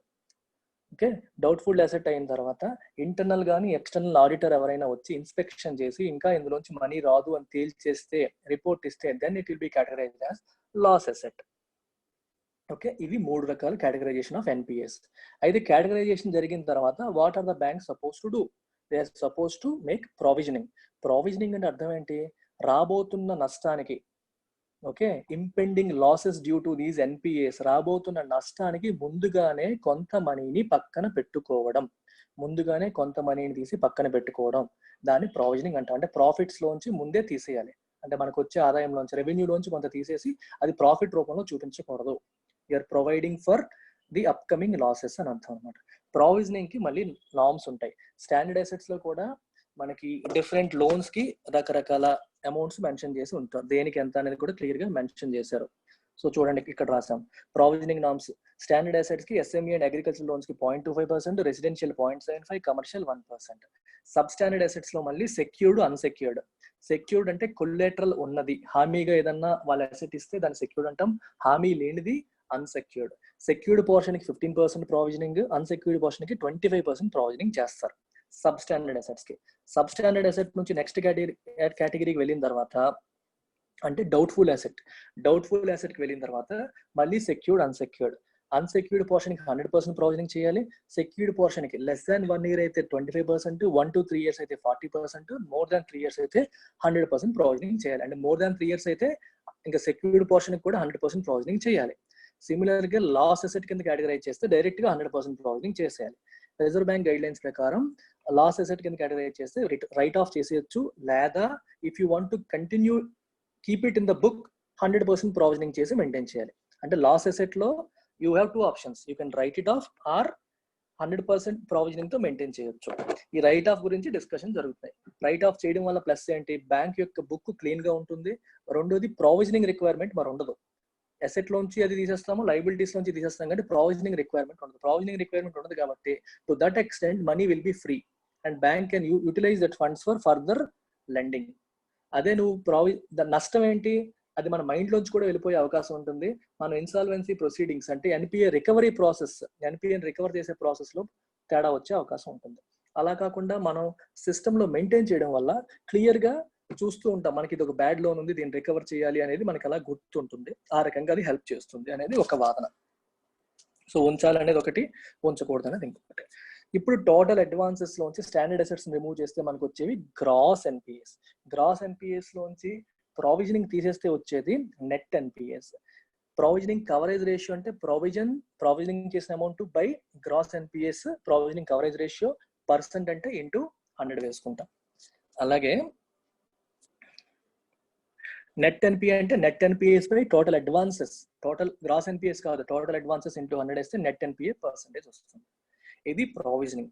ప్రొవిజనింగ్ అయిపోయిన తర్వాత నెక్స్ట్ చూడాల్సింది ఏంటి? మనం రికవరీ ప్రాసెస్. రికవరీ ప్రాసెస్ కోసం 2002లో మొట్టమొదటిసారి సర్ఫేసీ యాక్ట్ తీసుకొచ్చారు. సర్ఫేసీ యాక్ట్ రాకముందు ఏం జరిగేది? కోర్టుకు వెళ్ళిపోవడమే. ఏదైనా ఇష్యూ వస్తే కోర్టుకు వెళ్ళడం, సుప్రీంకోర్టులు తీర్పులు ఇవ్వడాలు ఇవన్నీ జరిగేవి. సర్ఫేసీ యాక్ట్ తీసుకొచ్చిన తర్వాత ఏం జరిగిందంటే సెక్యూరిటీగా ఇచ్చిన పోర్షన్ ని బ్యాంకులు స్వాధీనపరచుకోవచ్చు. They can sell it, they can take control of that portion. కానీ అన్సెక్యూర్డ్ పోర్షన్ పరిస్థితి ఏంటి అనేది క్వశ్చన్ మార్క్ కింద మిగిలిపోయింది. సర్ఫేస్ యాక్ట్ తీసుకొచ్చేటప్పుడు అసెట్ రీకన్స్ట్రక్షన్ కంపెనీస్ అనే కాన్సెప్ట్ ని కూడా తీసుకురావడం జరిగింది. అసెట్ రీకన్స్ట్రక్షన్ కంపెనీ ఏం చేస్తుందంటే బ్యాంకుల దగ్గర ఉన్న స్ట్రెస్డ్ అసెట్స్ ఎన్పిఎస్ ని కొనుక్కుంటుంది అట్ ఏ డిస్కౌంట్. తక్కువ ధరకి లోన్ యాజ్ ఇట్ ఈస్ గా కొనుక్కొని వీళ్ళు ఆ లోన్ రికవరీ చేసుకోగలిగితే, అర్థమవుతుందా? ఆ లోన్ కొనేటప్పుడు డిస్కౌంట్ కొంటారు, ఎక్కువ రేటుకి. 100 కోట్ల లోన్ అయితే 100 కోట్లు పే చేయరు, తక్కువే పెట్టి చేస్తారు. ఆ 100 కోట్లు వాళ్ళ దగ్గర వసూలు చేసుకునే ప్రయత్నం చేస్తారు. వసూలు చేసుకోగలిగితే వాళ్ళకి ప్రాఫిట్, చేసుకోలేకపోతే ఇంకా ఫర్దర్ లాస్ లోకి వెళ్ళిపోతాయి. అసెట్ రీకన్స్ట్రక్షన్ కంపెనీ కాన్సెప్ట్ అనేది ఇండియాలో అంతగా సక్సెస్ఫుల్ కాలేదు. ఎందుకంటే వాళ్ళు కొనట్లేదు. ఎక్కువ ఎన్పిఎస్ ఏమో చాలా ఎక్కువ ఉన్నాయి, ఆ కంపెనీస్ ఏమో చాలా తక్కువ ఉన్నాయి. అనుకున్నంత మేర సక్సెస్ అవ్వలేదు.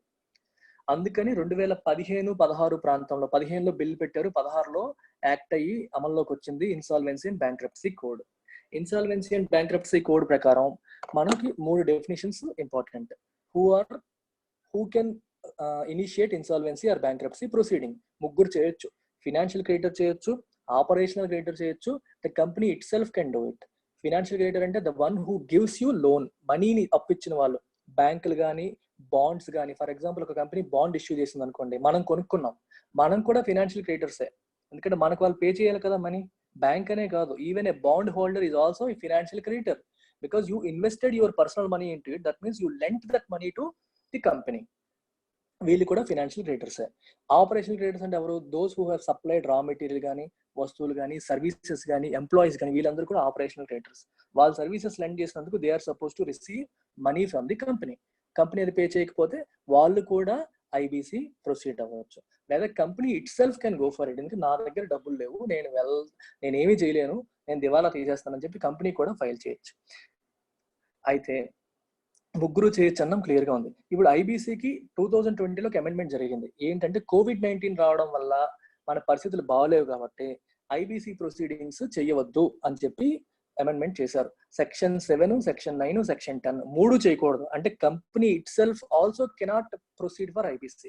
నేనేం చేయలేనురా బాబు, వడ్డీలు నేను కట్టలేకపోతున్నాను, నేను నడపలేకపోతున్నాను, నేను ఎత్తేస్తాను అంటే అది కూడా చేయకూడదు అంట. వాళ్ళు చేయకూడదు, ఫినాన్షియల్ క్రెడిటర్స్ వెళ్ళకూడదు, ఆపరేషన్ క్రెడిటర్స్ వెళ్ళకూడదు. ప్లస్ థ్రెషోల్డ్ లిమిట్ కూడా 1 lakh నుంచి 1 crore పెంచారు. మినిమం అమౌంట్ ఎంత పెండింగ్ ఉంటే ఐబీసీ ప్రొసీడ్ అవ్వచ్చు అనేది ఇంతకుముందు 1 lakh ఉండేది, అది 1 crore పెంచడం జరిగింది. అది కూడా మారింది. ఐబీసీ కింద రిజల్యూషన్ కోసం 2 అడ్జుడికేటింగ్ అథారిటీస్ ఉన్నాయి రిజల్యూషన్ కోసం. ఒకటి ఎన్సీఎల్టీ, రెండోది డిఆర్టీ. ఎన్సీఎల్టీ అంటే national company law tribunal, DRT అంటే debt recovery tribunal. Small firms, partnership firms కి డిఆర్టీకి వెళ్తారు, అండ్ ఎల్ఎల్పీస్ మరియు కంపెనీస్ ఎన్సీఎల్టీస్కి వెళ్తారు. సో ఈ ఎన్సీఎల్టీస్కి, డిఆర్టీస్కి వెళ్ళినప్పుడు వాళ్ళు ఇన్సాల్వెన్సీ రిజల్యూషన్ ప్రొఫెషనల్స్ ని అపాయింట్ చేయడం, ఒక టైం పీరియడ్ అవన్నీ ఉంటాయి. అది ఇంకొక రోజు డీటెయిల్ గా చెప్తాను, లేకపోతే మీకు నోట్స్ లో క్లియర్ గా ఉంటుంది, ఇస్తాను. అది ఐబీసీ యొక్క కథ. ఆ రకంగా మనకి రిజల్యూషన్ అనేది జరుగుతుంది అక్కడ ఐబీసీ ఇన్వాల్వ్ అయిన తర్వాత. రీసెంట్ గా ఇంకొకటి మారటోరియం కూడా జరిగింది. సో మారటోరియం కథ ఏంటంటే, ఎన్పిఎస్ గవర్నమెంట్ ఏం చేసిందంటే ఆర్బీఐ ఏం చేసిందంటే బ్యాంకులకి మారటోరియం ఆఫర్ చేయమని చెప్పింది. ఎవరెవరైతే బ్యాంకుల దగ్గర లోన్ తీసుకున్నారో వాళ్ళందరూ కూడా they can opt for moratorium. Moratorium అంటే టెంపరీగా కట్టాల్సిన మనీ కట్టకుండా ఉండడానికి అఫీషియల్ గా తీసుకున్న పర్మిషన్. మారటోరియం తీసుకున్నాం కదా అని చెప్పి వడ్డీ కట్టాల్సిన అవసరం ఉండదా అంటే వడ్డీ కట్టాలి. ఈఎంఐ వేవ్ ఆఫ్ చేస్తారంటే వేవ్ ఆఫ్ చేయరు, ఆ పీరియడ్ కూడా వడ్డీ కలుస్తుంది. వడ్డీ కలిసి మొత్తం కలిపి మళ్ళీ కట్టాల్సి ఉంటుంది. ప్రస్తుతానికి టెంపరీగా నీకు ఇబ్బంది ఉంది కాబట్టి దాన్ని పోస్ట్ పోన్ చేయడం అనమాట. అయితే మరి మారటోరియం కింద కంపెనీస్ కూడా బ్యాంకుకి కట్టాల్సిన ఈఎంఐని పోస్ట్ పోన్ చేసుకోవచ్చు. మరి అలా పోస్ట్ పోన్ చేసుకుంటే 90 days దాటిపోతే ఎన్పిఏ అయిపోయే అవకాశం ఉంటుంది కదా. అందుకని రిజర్వ్ బ్యాంక్ ఏం చెప్పింది, ఎన్పిఏ రికగ్నిషన్ కూడా మారటోరియం ఇచ్చింది. అంటే ఎన్పిఎస్ కింద మారటోరియంలో ఉన్న అసెట్స్ ని కౌంట్ చేయకండి, ఆ పీరియడ్ తీసేయండి. ఆ తర్వాత మళ్ళీ అది కంటిన్యూ అయితే, మారటోరియం లిఫ్ట్ చేసిన తర్వాత కూడా 90 days అయింది అనుకోండి, అప్పుడు ఎన్పిఎస్ కింద మార్చుకోండి అని చెప్పి బ్యాంక్స్ కి అవకాశం ఇచ్చింది అనమాట. అది ఎన్పిఎస్ కదా. 8 minutes అయింది, ఓకేనా? Done. Shall we close? Take care guys, bye.